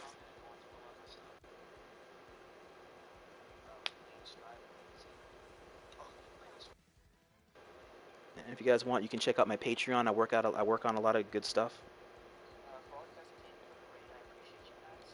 Still feels like boo boo, bro. He can't suck that much ass now. Like the man's got to be putting in a little bit of work with better frames. Riot, my bro, you still got that emo. Like, I honestly thought about picking him up if the data looks good. I just gotta actually sit and lab him. Anji mains are a rare breed than Eno mains. True. You're not wrong. And Eno is the rare. She is the rare baby boo. That is a rare. That's like a unicorn. Angie is still trash. He's got to be beautiful trash though. Angie makes neutral look really good.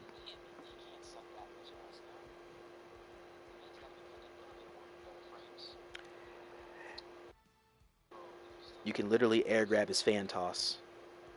The fuck? If you lab it, maybe. But he might be able to get away with it. And the low sweep is 9-2. Ah, okay.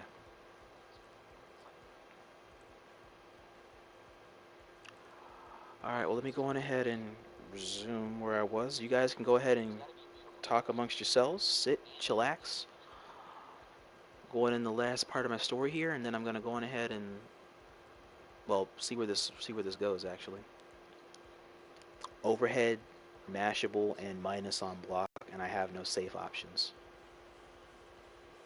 Then how does he give himself an option then? Let me see. Let me pick up the story from where I last was left off at. We were in Realm of Degens. But there were accredited finalists of the series run that I did get a chance to meet through the time. Yeah, nobody in Strive is really trash like that. It's tough. Nobody's definitely trash now. Everybody now caters a specific playstyle. Some accredited finalists through the series run I liked was, what was it, Trizax, Saya, Icy Nut, Your Hot Trash, Dr. Goodbear, El Goons, and Loyal Rock.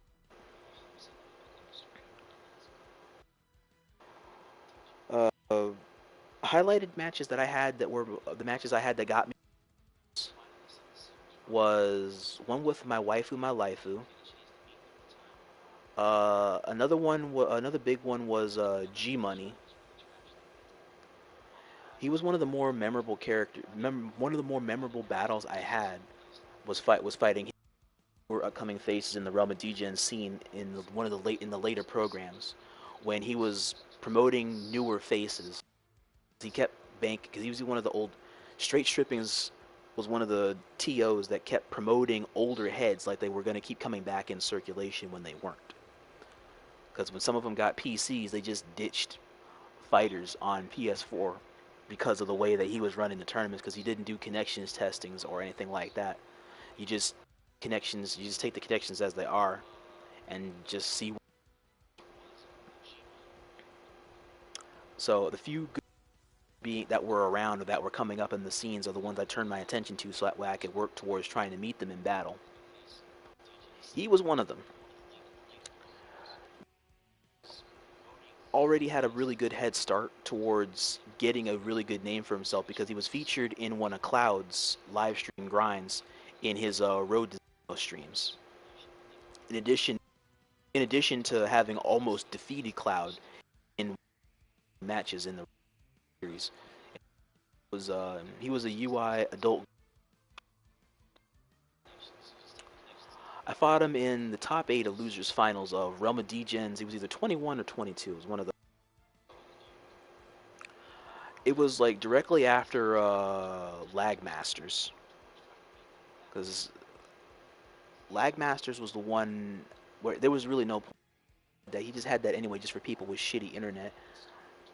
And I got eliminated by what was it, Powers of Armors in like the beginning of the game, at the beginning of the whole tournament. And then I had to run losers bracket. I had to run like a whole 8-man bracket with a whole bunch of stinking Bardock bullshit all the way to losers finals just to meet some dude who ran GT Goku, UI, and Bardock in Lag Masters. I just had to breathe in, breathe out, and just say, okay, look, this is just a rank match. This is just a rank match. And boom.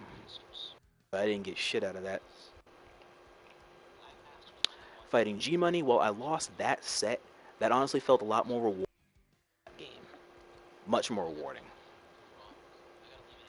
That one, it came down to the wire. It was like a spike that may have happened once on, but no lag overall in the match happened. Like, Z-Broly was the only way that I had the upper hand against him the whole time. I was using this team. Number 2, I was using the Gogeta Z-Broly base Goku team at the time. Because I was keeping his UI bullshit in check. It gave me a bit of a confidence booster as I did really well against him, taking into consideration it was a dude that fought Cloud recently at that time. And it told me, okay, if I could make it this far, all the same, if not, I can make smarter decisions. I could do well against a lot of other players here in the program so far. I lost against him in semifinals. I lost against him 2-1. And then the other dude was it was a clan. His name was H.C. Wars. Hardcore Condemned was the clan at that time. And this one was that was program number 26. I made top 8 of that one again. That one I was using the Goku Black program. Bah, I was using the Goku Black team. Damn it. I was using yeah, that was back before they did the really did the I invested in the assist change. I was using Goku Black C, I think, at the time. Z Broly and base Goku. Because I had Z Broly as a crutch on that help get the power in. But I fought Wars in the last program because I really wanted to try and get that one. I didn't know it was the last program until later on. This was amidst the announcement week of Master Roshi. That was the same week Master Roshi got announced. And so there was another patch inbound when he got here, and that's when a lot of people were investing in wanting to get some characters buffed and all that shit. So I invested in playing Goku Black that time, that run. Because I only started doing, like, I dropped Goku Black a long time ago in the earlier programs, but I decided to pick him up again just to see if I can rock him again in a serious environment. And we did okay for the most part. I used the... So I went ahead with it. It would be a pain in the ass knowing Goku Black would be a... Got to do a lot of bullshit in order to make sure Goku Blackery works.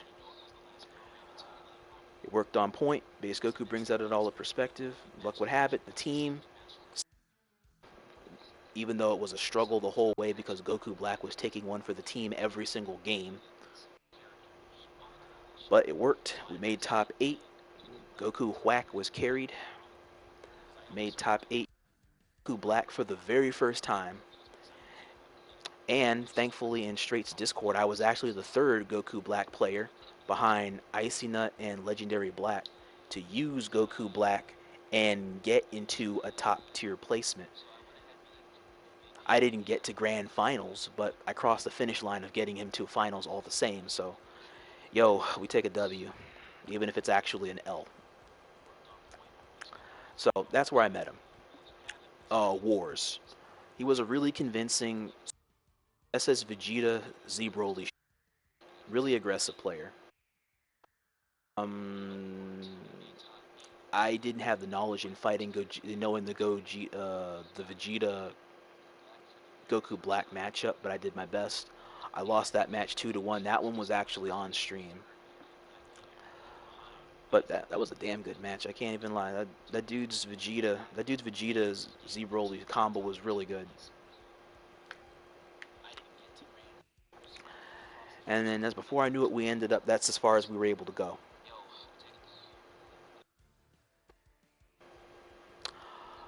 Then this is when I did realize that this was the last program. So we fast forward to September 12th. This was a few days before my birthday. That was a few days before my 30th birthday. Because my birthday's on the 16th. This was September 12th. I remember that week because Straight didn't host thing about Realm of Degens for like the past 3 weeks. Because he was procrastinating wanting to come on to do anything other than probably either just sit and chat or do Halo or some brawny My Little Pony shit. And I'm just like, okay, what the fuck? Or Call of Duty. It's a bunch of weird ass shit, but okay, it's his choice, so I ain't gonna knock him like that. But at first he just postponed events. Anyone in the strippers chat really say anything or try to take the mantle to create their own community idea, as lazily as onlookers were to the gesture. And then by the end of the month, they just stopped. Straight Strippings himself just stopped wanting to host him. He moved from DBFZ straight into Destiny and Mass Effect out of nowhere.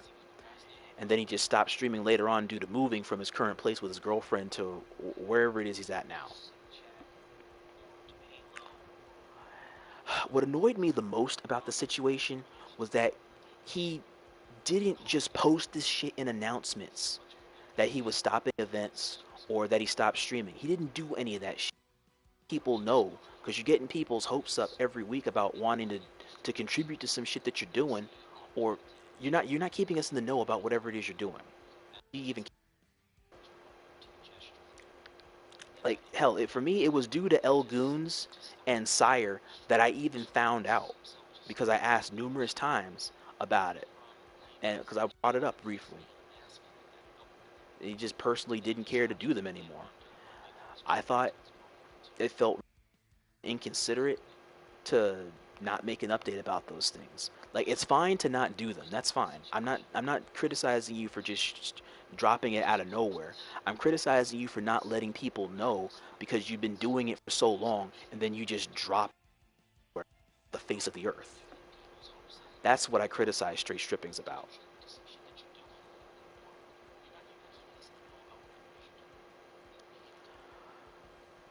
So while the management could be better in dealing with the tournament, was an idea that honestly gave back at a later time in the scene compared to your earlier contributions of the gameplay fundamentals at the beginning of the game's lifespan. I was seriously pissed off that week. I sat and I really talked with L Goons in the chat. Like, dude, I was really fucking pissed because I had a lot of plans about what I wanted to work towards with this program. I had a lot of plans for myself that I wanted to follow through on with the next couple of things. The labbing a couple of teams. I was going to lab a couple of teams. I actually was going to play UI Goku in a serious thing, even though I hate this son of a bitch. But I decided, okay, I'll go ahead and I'll break down and I'll play him as long as he gets me to grand finals, and then I'm never playing the son of a bitch ever again. That was when I was playing the UI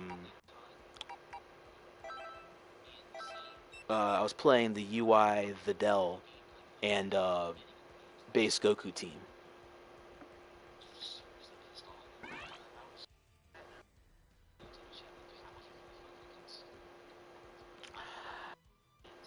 So I sought to create new top tier teams around UI Goku, so I decided to see with a purpose, get me somewhere. But none of that shit I really stuck to because I was still pissed off about that shit in the end. Because I thought maybe I could get to winners finals, maybe even grand finals if I cracked down hard enough and abuse a lot of strong points that I wasn't taking a look at before, and just keep looking back at my VODs. And also, I was pissed off, surprised that nobody in Straight's chat or in his Discord wanted to take on the project to continue what Straight and all them strippers, whatever the hell they call themselves, started in this competitive project in making this tournament. That this is partially an active server full of 50, 60 something actually active people, even consistent mods. And you're telling me that not one person wants to try and take that community idea further, even if it's just to just do one and try it out and see what you can do just to take the reins? No one wanted to try that after all that he contributed to this? Nobody? Like, that was just a fucking shame. To just see a whole community Discord just be... But at the same time, a part of me wasn't really...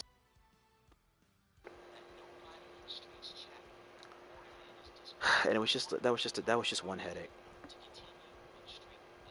And it just bothered me that after like 26 programs, out of nowhere, it just ends.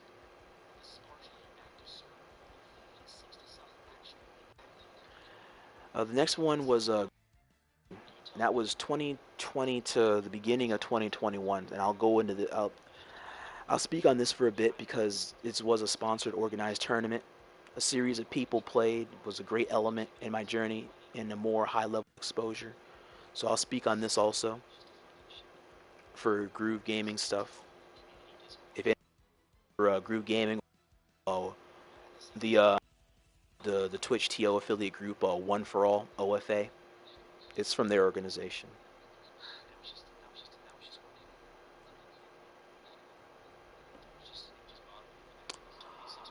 So, alright, the programs for Groove Gaming, O.F.A.T. Groove Gaming, these were occasionally hosted by Groove. It's a non-profit organization that wasn't directly associated with O.F.A, but it was just hosted through the Discord, associated with them directly. But you'd still occasionally see players from that group probably playing it from time to time, as well as other organization tier gamers or players representing a tag or seeking to level up all the same. Through the end stages of 2020, I went through these regularly as I could, and as irregularly as his schedule was towards hosting them, because he was only able to host them whenever it is he had time off from work, or whenever a weekend would structurally allow a good 6, 7 o'clock p.m. placement, and then he'd just pop it together. And he would attach a Matcherino to it, boom, we're good. And then tweets pop up like on the day of, or maybe the day right before, and then it might be a time before the next one. While more inconsistent vastly compared to H.O.C or NLBC, the timing when player activity was okay. It was alright. It was fairly good. I liked it. I liked it for the most part, going to it all the time. It was the latter half of 2021. The latter half of 2020. Somewhere in the latter half of 2020, where it just happened out of nowhere. The tournament project that housed the stuff, it just shut down.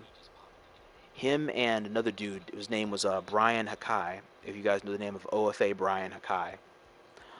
He was another upcoming O.F.A competitor. He played in Bum's West Coast tournament. They discontinued the sections for it in Discord. They just discontinued the whole project of funding this tournament and just shut it down. Groove sent out like a whole Vine series of tweets to thank those involved with the monthly project and those that showcased the events as they appeared. This took a couple of days to process and gathering why he chose to stop doing tourneys and just having stopped taking part in them, merely hosting them or occasionally playing casuals, however it be. While I could see why folks were happy as hell to see this go when he took it down to wait for the conversation to go back to offline play, too many people to be happy about it for my taste. Those perhaps of a questionable connection origin. Always dubious about why Groove was favoring offline more than online, which makes sense considering the track record in his prior studied venues and successes, because I did take the time to do some fact checking on him and his organizations through the FGC before I decided to comply and joining them with them regularly. I posted my collected thoughts at the end of that week. The relevance of other known competitors that I'm aware wouldn't read it because they only care about offline, they don't care about online. Some of them are my friends, and personally, fuck them, because I care about online as well as offline. And I have my reasons, which were explained to him, because I'm only going to state it to those who give a damn. Everybody has their reasons for hating online, and that's fine. I have my reasons for why I continue to grace this, and it's to be respected to some degree, or I would expect so. But what I stated, this was for Groove only to read, as he's the only person I wish to have read my thoughts for this event, and the opportunity it gave me that, for this experience, honestly wouldn't be repeated again for a long ass time, if that. And so my thoughts were as follows that I told him, and I'm telling you guys what I told Groove on that Vine. So, I read your status report on why you're discontinuing the sponsored gaming tournament and why it can no longer be right now. Not without being a continuation as an off where you're coming from in how it's more than a good set of times where it leads you to not want to deal with online anymore. I can honestly understand that. Thus, it would logically end up like this in some sense. I can respect that decision in the bigger picture. The netcode doesn't always agree with a lot of people because their own connections aren't always viable or steady with others online. Everyone can't link up to everybody, and that's why there's trial and error to it to assess a playing circle of sorts. I feel very saddened about losing this tournament because it was a fairly placed evening setting that I could always make it to and contribute to, regardless of how I was feeling, what I was doing. And IRL couldn't stop bleeding into my affairs for a time. And I could still get my head in the game and play and have fun.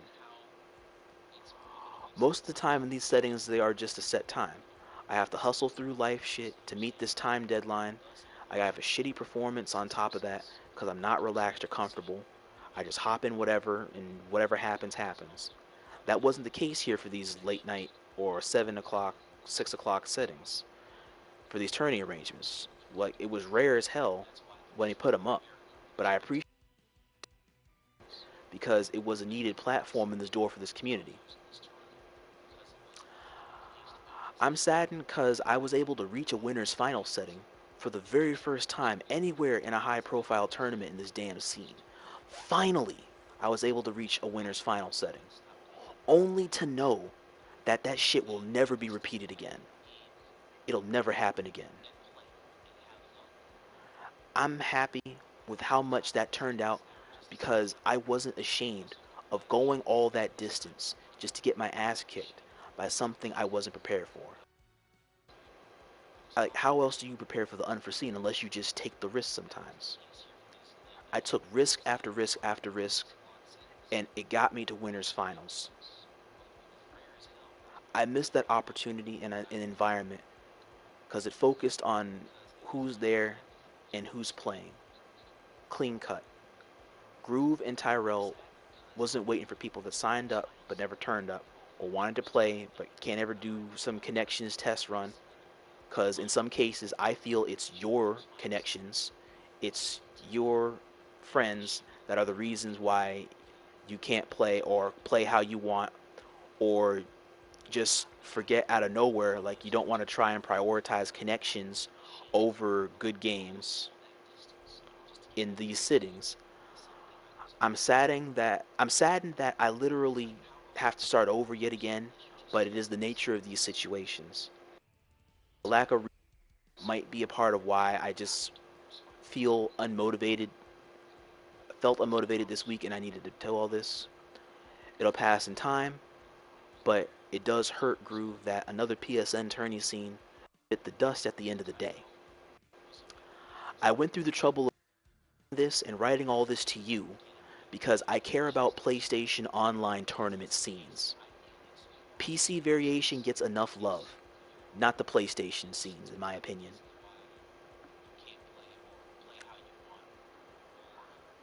That's what I told him. I try not to be judging, but a lot of fuckers in the FGC make it too easy to judge about PC favoritism over PSN because they just make themselves easy targets of criticism, saying some bold, stupid shit, and then you try and force it behind cloud.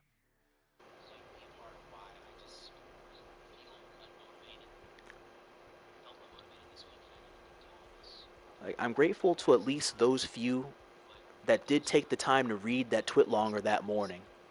And I appreciate those out there that understood why I cared so much about this. And I thank you guys again out there. O.F.A. Brian Hakai, Tyrell, Grey Cape Napa, Flare G, Vapors, Groove, Ride, thank you for reading that shit and for understanding how I feel about online competitions and why I feel so strongly about this shit. That means a lot to me.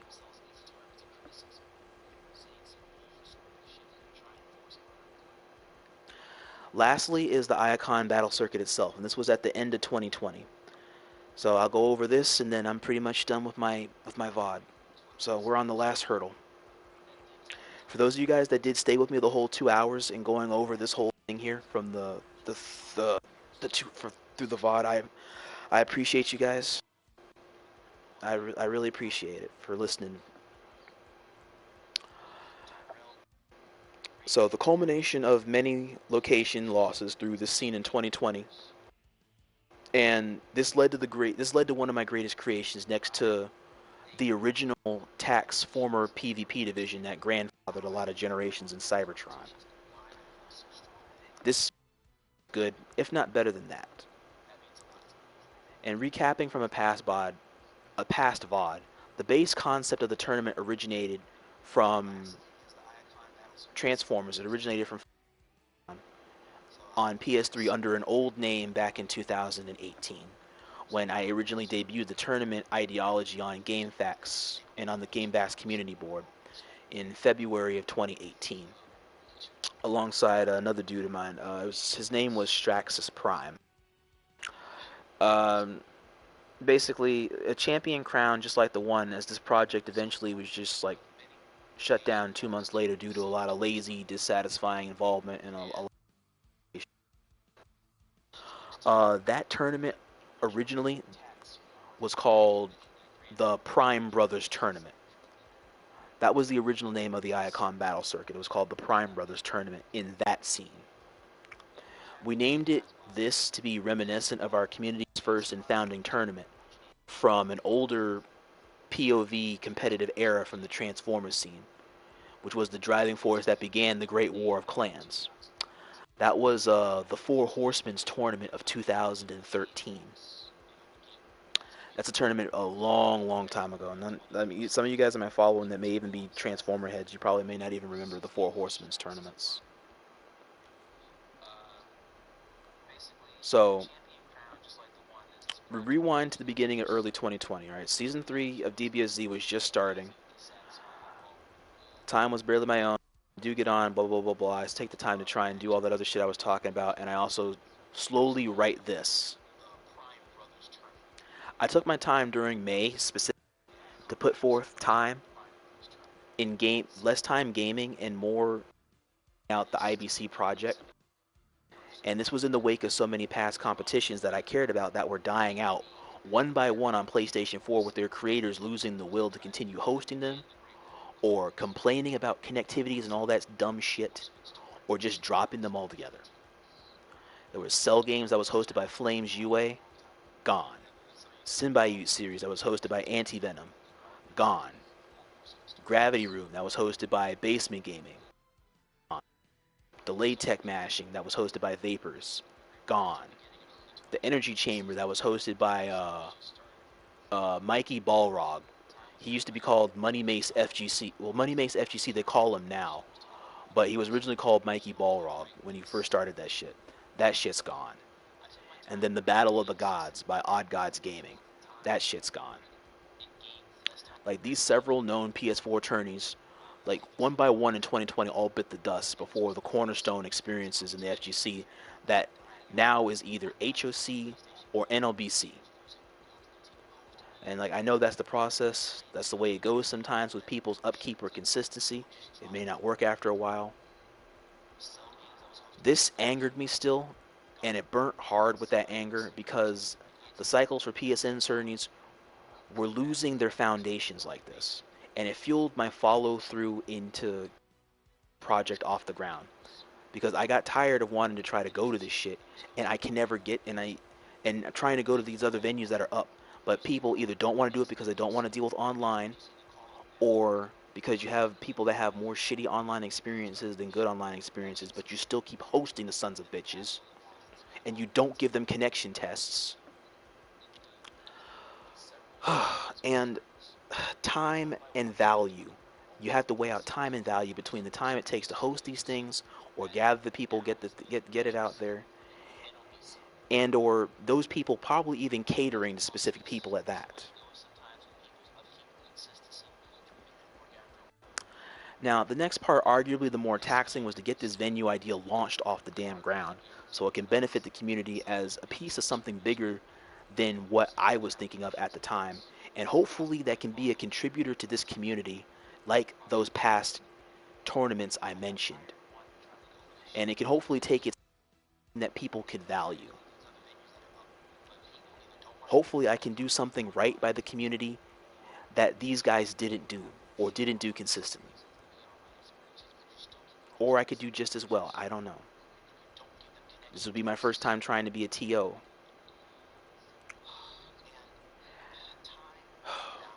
So I traveled around, I pitched, spoke of my layout, I pitched my idea and the need for help to structure it properly on Smash GG, and then ping it out to like 70 different fucking Discords at this time, half of which were deader than dead, as no real surprise if the streamer didn't put any work to the structural identity for their Discords, or they were so obsessed with their own shit they neglected the open ideas of others around them. Like, I get it, like, you don't care that much because it's casually watch, or else you just watch others play over watching yourself get your ass beat by crap you refuse to lab or identify. But at least share the project to players that do care. These players can't even do that shit right sometimes, which was cool because it was expected.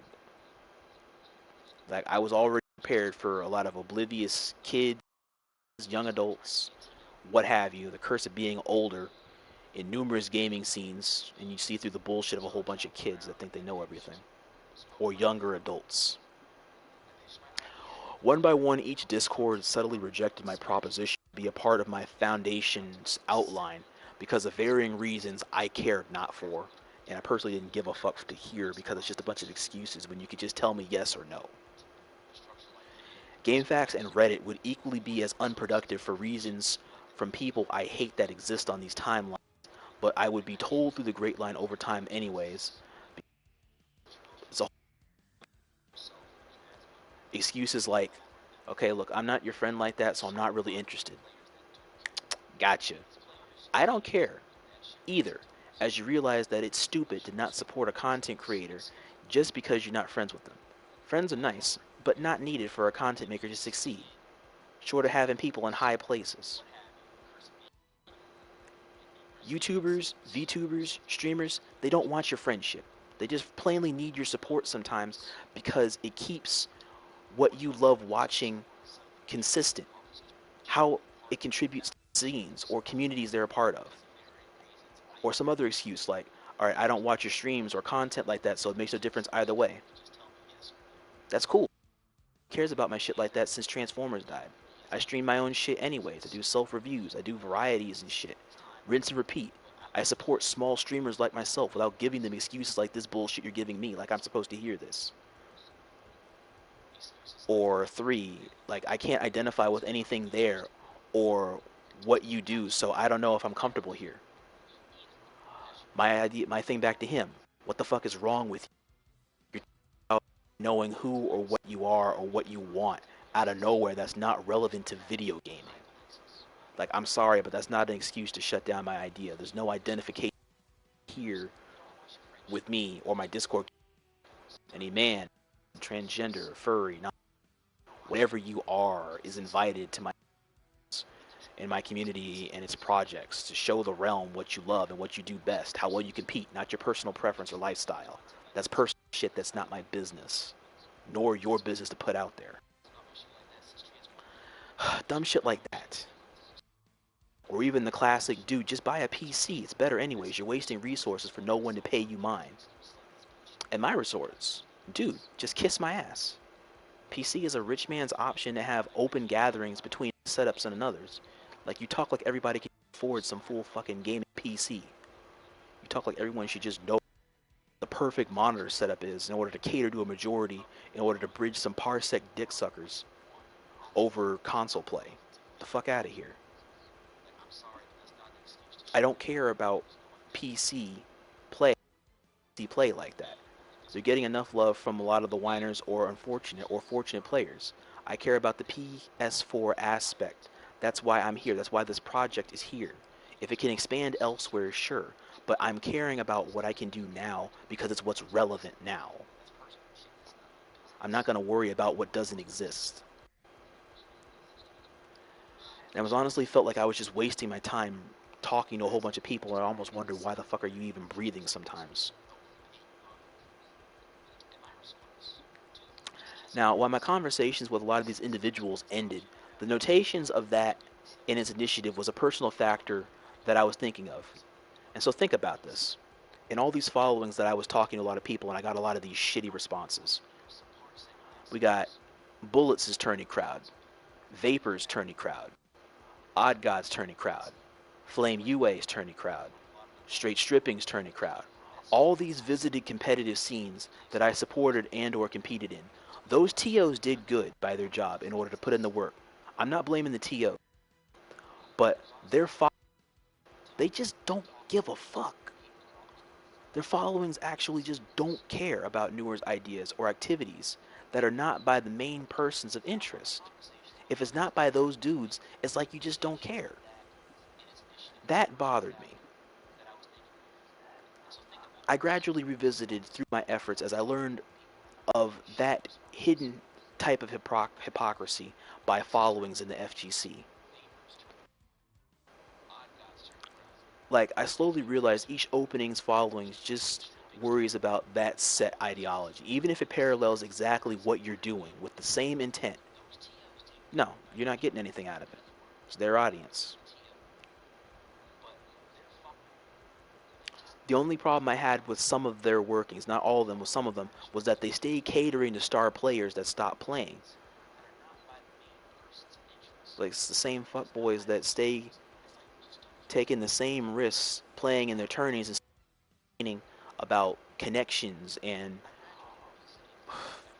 connections, and still end up complaining whether it's dealt with or not, because they'd rather be on PC or bum's place, blah blah blah blah blah, be it lag, missing players, or tardiness of match scheduling when you should just DQ them.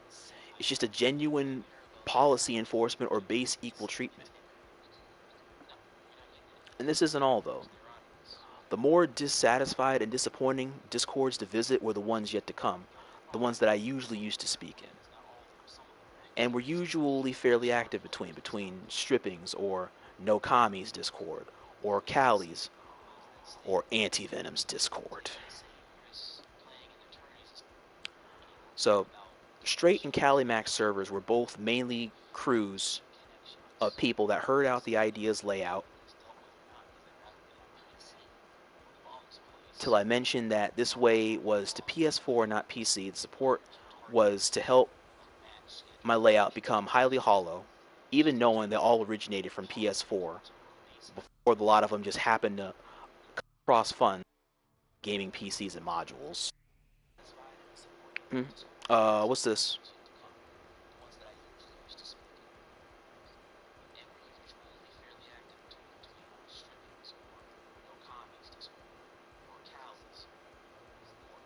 Get the fuck off my stream.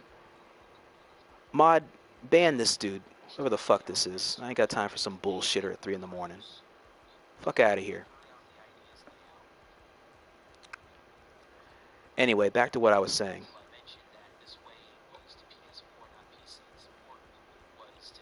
So I made my next play. So when I finished the latter half of my project, this was about the time I had launched my pitch over in No Kami's Discord. And this was going to be a headache. So now, No Kami's Discord was, while a reality, it was just petty in my opinion. I advertised my finished bill in the tournament section of the Discord that's available for all posters or tournament organizers to post there. But my idea gets turned away because of disinterest and a lack of influence. Discord mods almost deleted it because of their own ignorant dealings. Except for Arcana. Arcana is one of the better mods No Kami's dealings that I love and I respect. He understood why I'm creating this shit, and he encouraged me to just go ahead and post it in the layout. The community had a mass assessment of PS4 players, yet they've only been catering to PC players here in the No Kami Discord when they have a tournament layout and dungeon role ping for both PS4 and PC players together in this damn Discord, but it only keeps going to PC players. And so I went ahead and just questioned it. Why the fuck do you have a role for PS4 and PC people to do tournaments? Only keep catering to PC. What the fuck's happening in this Discord? Like hell, the Diet ever been a PC event that ever leads to the top 5, having a chance to play against No Kami himself. And according to No Kami and the competition banner, the banner that's there in his own damn Discord, this caters to the community as a whole. This is supposed to be an event for both platforms, but PS4 is just sitting there missing out all the damn time because a lot of the fuckers here are just PC players. Like, none of the mods there have PS4 themselves, so they don't ever have a PS4 host if it's not Arcana. If it's not Arcana, then they don't ever have a PS4 host. Or else, why else do you include the PS4 base? And how do I know? Because according to the stats here in Discord, PS4 Diet Dungeon here back in 2018. Just one compared to 30 plus PC outlines, including and excluding his own turnout of the dungeon. Like a whole year, and the Discord doesn't have a standard PS4 present a general admin or administrator for PlayStation 4 activities? The fuck? Like, don't you think that's a goddamn shame? Or worse, creating a facade of equal platform opportunity when it's just one platform the whole time and nobody sees the occasional partiality that's told here. And then amidst the mods, more than one now wrapped up in this discussion since, what, there were like 3 or 4 mods that were in that discussion, stating that there's an equal chance to both platforms if they're present, and I don't know what I'm talking about, where the section tells me everything I need to know in your guys' fucking history. It tells me otherwise. I wouldn't be sitting here having a half-assed argument with 4 mods based on a point of view that's bluntly stated by dates in the Discord, not by you guys talking. So I said, okay, but I'm keeping my eye out in the tab history, and I just kept moving. The post I made there still stands, which sparked most of this conversation. I don't know how the fuck it led to all this, but here we are. And I ended up making, what, 3 of Nokami's moderators mad with me? I was like, I'm happy being banned if that's the case, but I'm still making my point.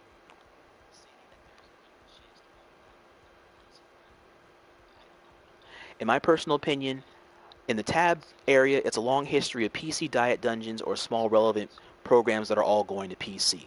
The last PS4 program was late 2018. Bro, it's August 2020. Who the fuck are you admins lying to?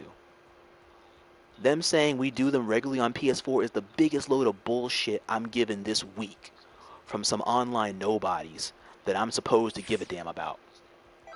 Oh, shit. That I'm supposed to give a damn about. I'm concerned only because I wonder if, for one, the PS4 base has ever really asked about PS4 tournaments or competitive events, if they've been active or involved in Nokami's like that, or if they're just here to be here, but they have this, which a lot of people are guilty of doing. I myself am guilty of doing that, where you have a server off and muted in the background. That's fine. Or if Nokami himself even knows about everything that goes on in his Discord more than need be. All of this doesn't detour me from seeking a match from Nokami at the end of the day, but it's the lack of simplicity and the atmosphere that turns me off of wanting to be more involved here. It honestly turned me off of wanting to be in Nokami's Discord.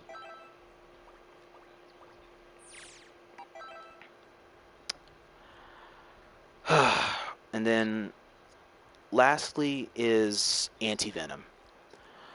Now this was the biggest load of bullshit. Let me take a drink, because this is something else to try and remember here what this fucking is.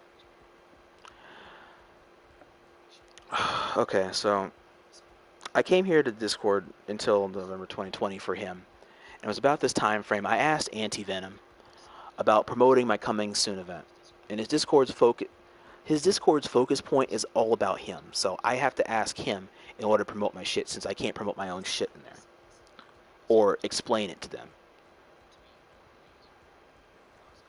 Text chat is open to talk about whatever. The porn server is what it is, but that's about it. Alright, Venom said sure. Alright, he'll go ahead and promote it. But he never did. And I repeated it to him again when it was on stream a couple of times, just to remind him, forgetful as fuck about simple shit. So I repeated it to him when I'm free, so I can stay relevant, since the man stays forgetting shit that doesn't involve him. Just stays to be narcissistic. Seems to be too common for my taste, because the guy just doesn't care unless it doesn't revolve around him, like some inconsistent, try-hard, narcissistic point of view. What pissed me off the most was that Venom just about wanting to help me promote my coming event assessment. It was easily as if he just didn't give a fuck about making the pitch to want to help me after I did my part to play in these shitty-ass tournaments for his Symbiote series bullshit.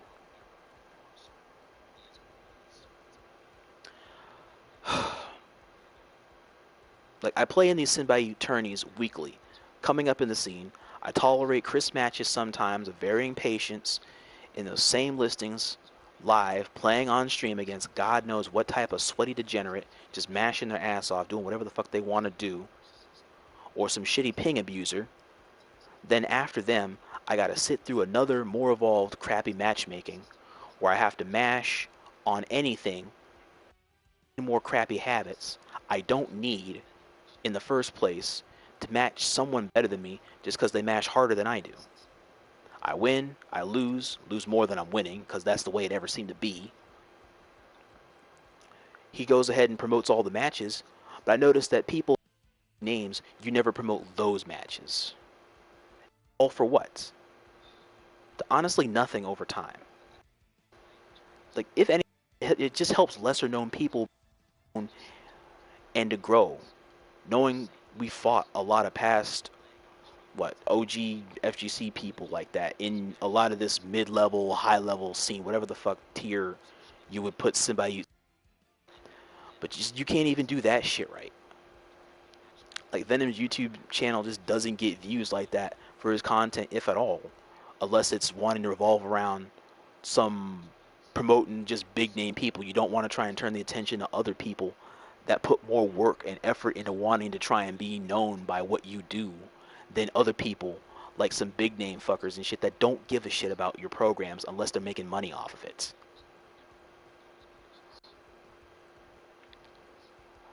Honestly, regarding your channel, in that thing, your Twitch is vastly bigger than your YouTube because you put no love or interest or consistency into the YouTube platform to give it a presence or an identity. You just think because you're you, that entitles you to be paid mind to when you piggyback opinion to whining. You need to have your own open opinion and just stop only agreeing with everybody that has a bigger name or a bigger presence than you. Don't just say shit on stream or other people and then just ignore chat suddenly like you don't acknowledge a conflicting view of interest on a similar topic spoken that you care about. You don't ever say anything to anyone or anybody to shape your own identity to the goings on in your following. It's not always the FGC, since it's not always important. The FGC Twitterverse is a huge ass melting pot of opinions as it is.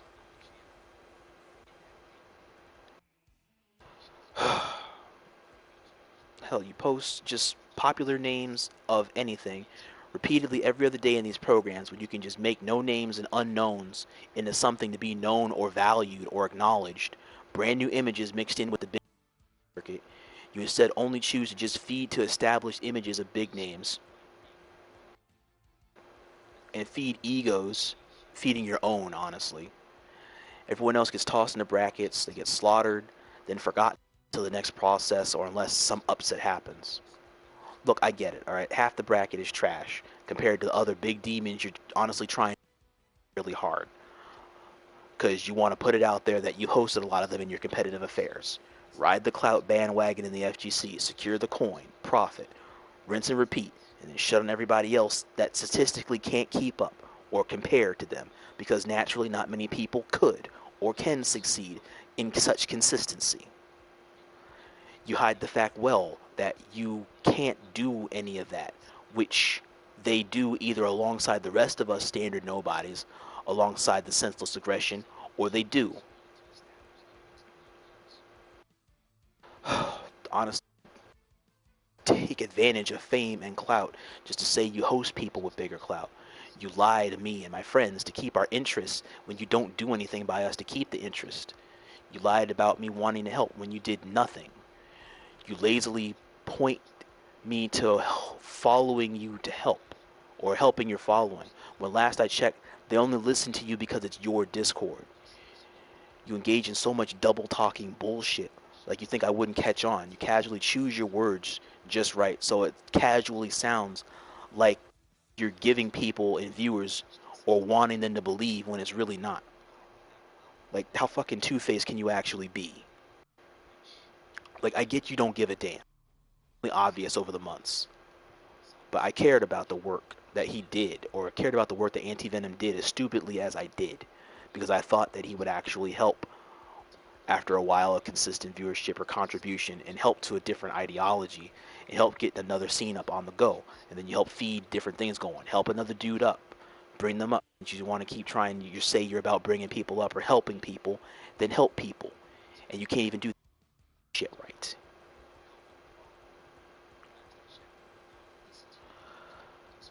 And so I took my business elsewhere.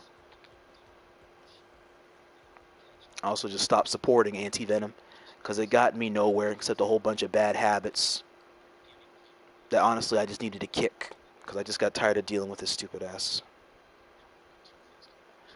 And so finally, after a shitty online sorting process of like 70 fucking tries, I was able to get the help I needed and the structure I needed in getting the tournament secured and off the ground.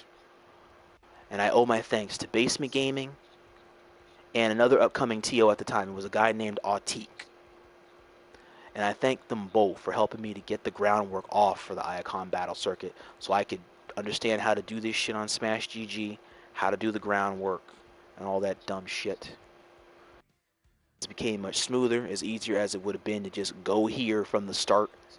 As quickly as a prosperous solution came, it wasn't meant to happen. And I told them, like, I thank you, Nick, and I thank you, O.F.A, but I couldn't go to you guys originally because you guys just weren't around for like the past few months.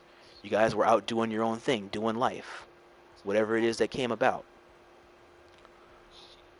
So then the fact stands that when you're not available to be there or to help others you would like or can clearly do, since like you can clearly help, you got to go to everybody else. So when you're not able to be reached, you have to go through the rest of the shit that remains.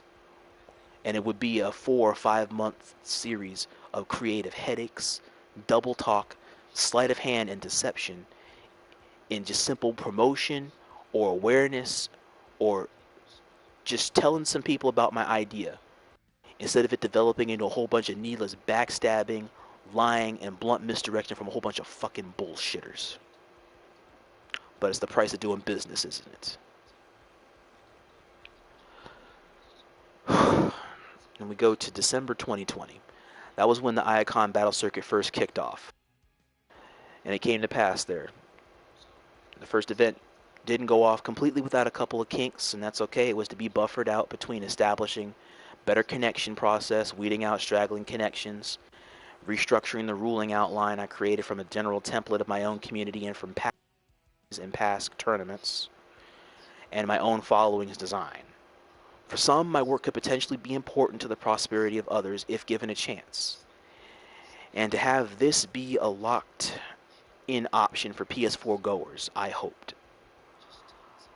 Iacon's potential could be enigmatically massive going into 2021.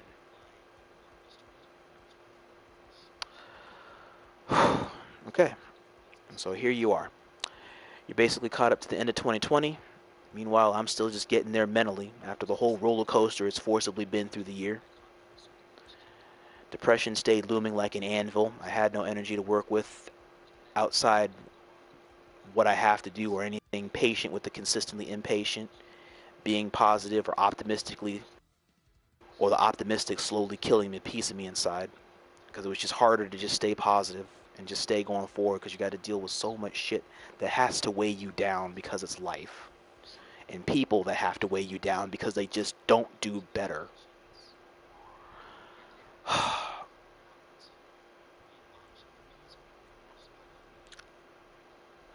And then going into 2021, like with the pandemic on the verge of having finally passed or trying to pass, I might have more time on my hands to not just stream rank or tourneys, but to possibly crack down on my own training so I can truly get better and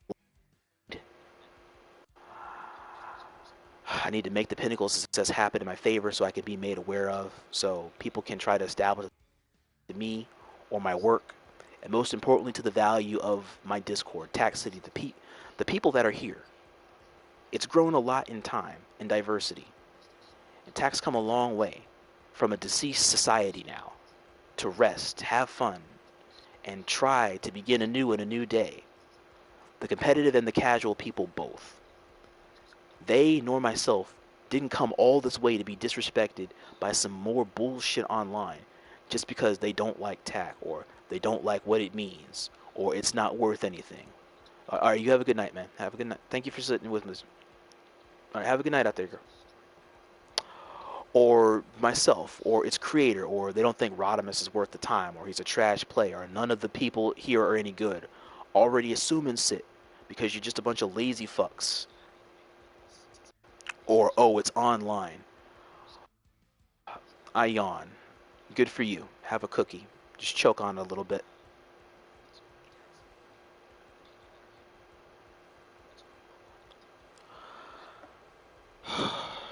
My focus going into 2021 shifts to just focusing online.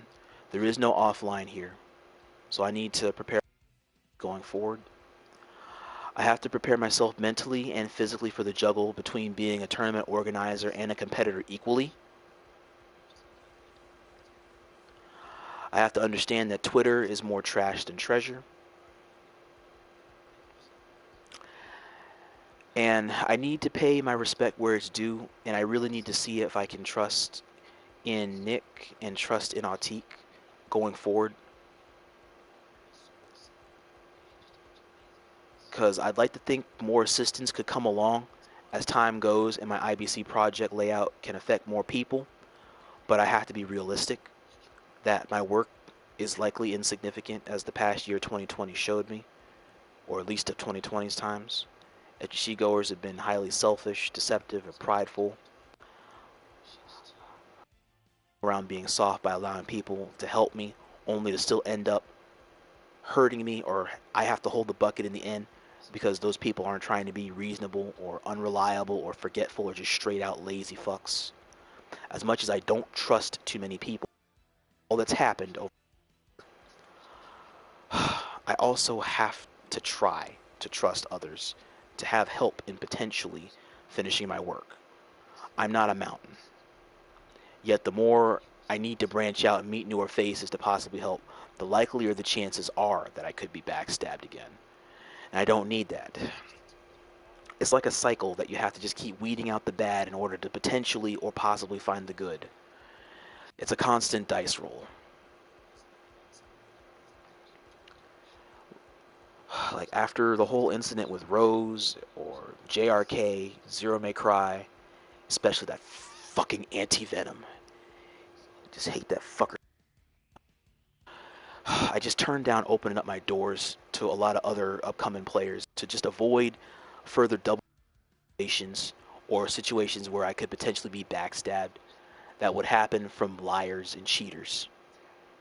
Just getting what they want out of having some fake ass sympathy act or buttering people up just to take something from them and act like you don't know what I'm talking about, over just taking the grind as it is and sorting from the bad days. It's always a catch with people. Always trying to get something from nothing. It's always an angle to have a gain when you're really losing what you have. And it's just, I just tell myself that there's a lot of days ahead where I know I'm going to be alone in the battles on and off the battlefield, physically and mentally. It's just a lot of shit to sort out in this goddamn community. And I hope I'm wrong in going forward so I can have peace in my aspirations. But I have a feeling that my being around in the FGC, as straightforward as it is, that it seems essential that I should be here and can try to have my own sitting here for people to come and go. It leads me to having more enemies than friends, naturally, just because of the POV that doesn't deal with any of the adolescent bullshit from a lot of twerps that have a way to go in life in order to learn beyond skills on a platform where value needs to be earned and placed, not trained for.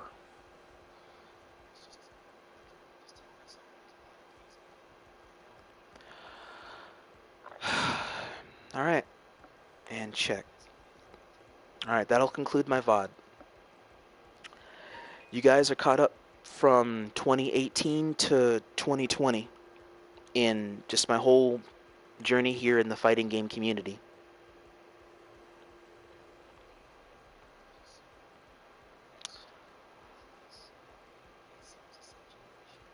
Alright, let me know if any of you guys, and those of you guys that are, I do appreciate you for sitting and listening to me for as long as you did. I did want to try and give you the whole story at some point or another, and so I figured tonight would be a good night to sit and go over the whole 3 years going forward before I take my time to try and figure out how I'm gonna write 2021, because it's so much shit that happened that I can't add it on to this, because it's literally a whole other journey. Like trying to understand how my sanity came back, the evolution of the Iacon battle circuit, the arrival of Guilty Gear's beta, Guilty Gear itself, my debut in City of Mayhem, challenging House of Chaos so that way I can try to get on stream or get myself out there, the Lotus Asakura call out scenario and how that shit happened, and the relationship between me and David being repaired amidst that whole fiasco and that Twitter shitstorm, the Gauntlet series, the EVO online prep time, my thanking a whole lot of the players that helped me prepare for EVO. All that shit that happened in 2021, I can't add on to this. It's too much. That's why it's just a good cutoff point going into it, in where my mind is coming into this year, having left off from a massive series of shitty notes from last year. Because hell, there were so many times in 2020 where it honestly just wanted me to just mentally just shoot myself. Having just, like, you literally have to deal with this many bullshitters in one community that do whatever the hell they want to do, and half these people just let them because of clout, because of intimidation, because the kids running a grid. Fuck all that shit. Adults need to grow a pair and do what they need to do, and kids need to just learn to respect their elders in this game, or respect older people that might know something if you listen, or can help lighten you to other opportunities if you heard them out. Let me go on ahead and put a timestamp on this, and then I'm going to set to some games for us, and I appreciate you guys out there. I really do. See if we can't get games going here. Alright.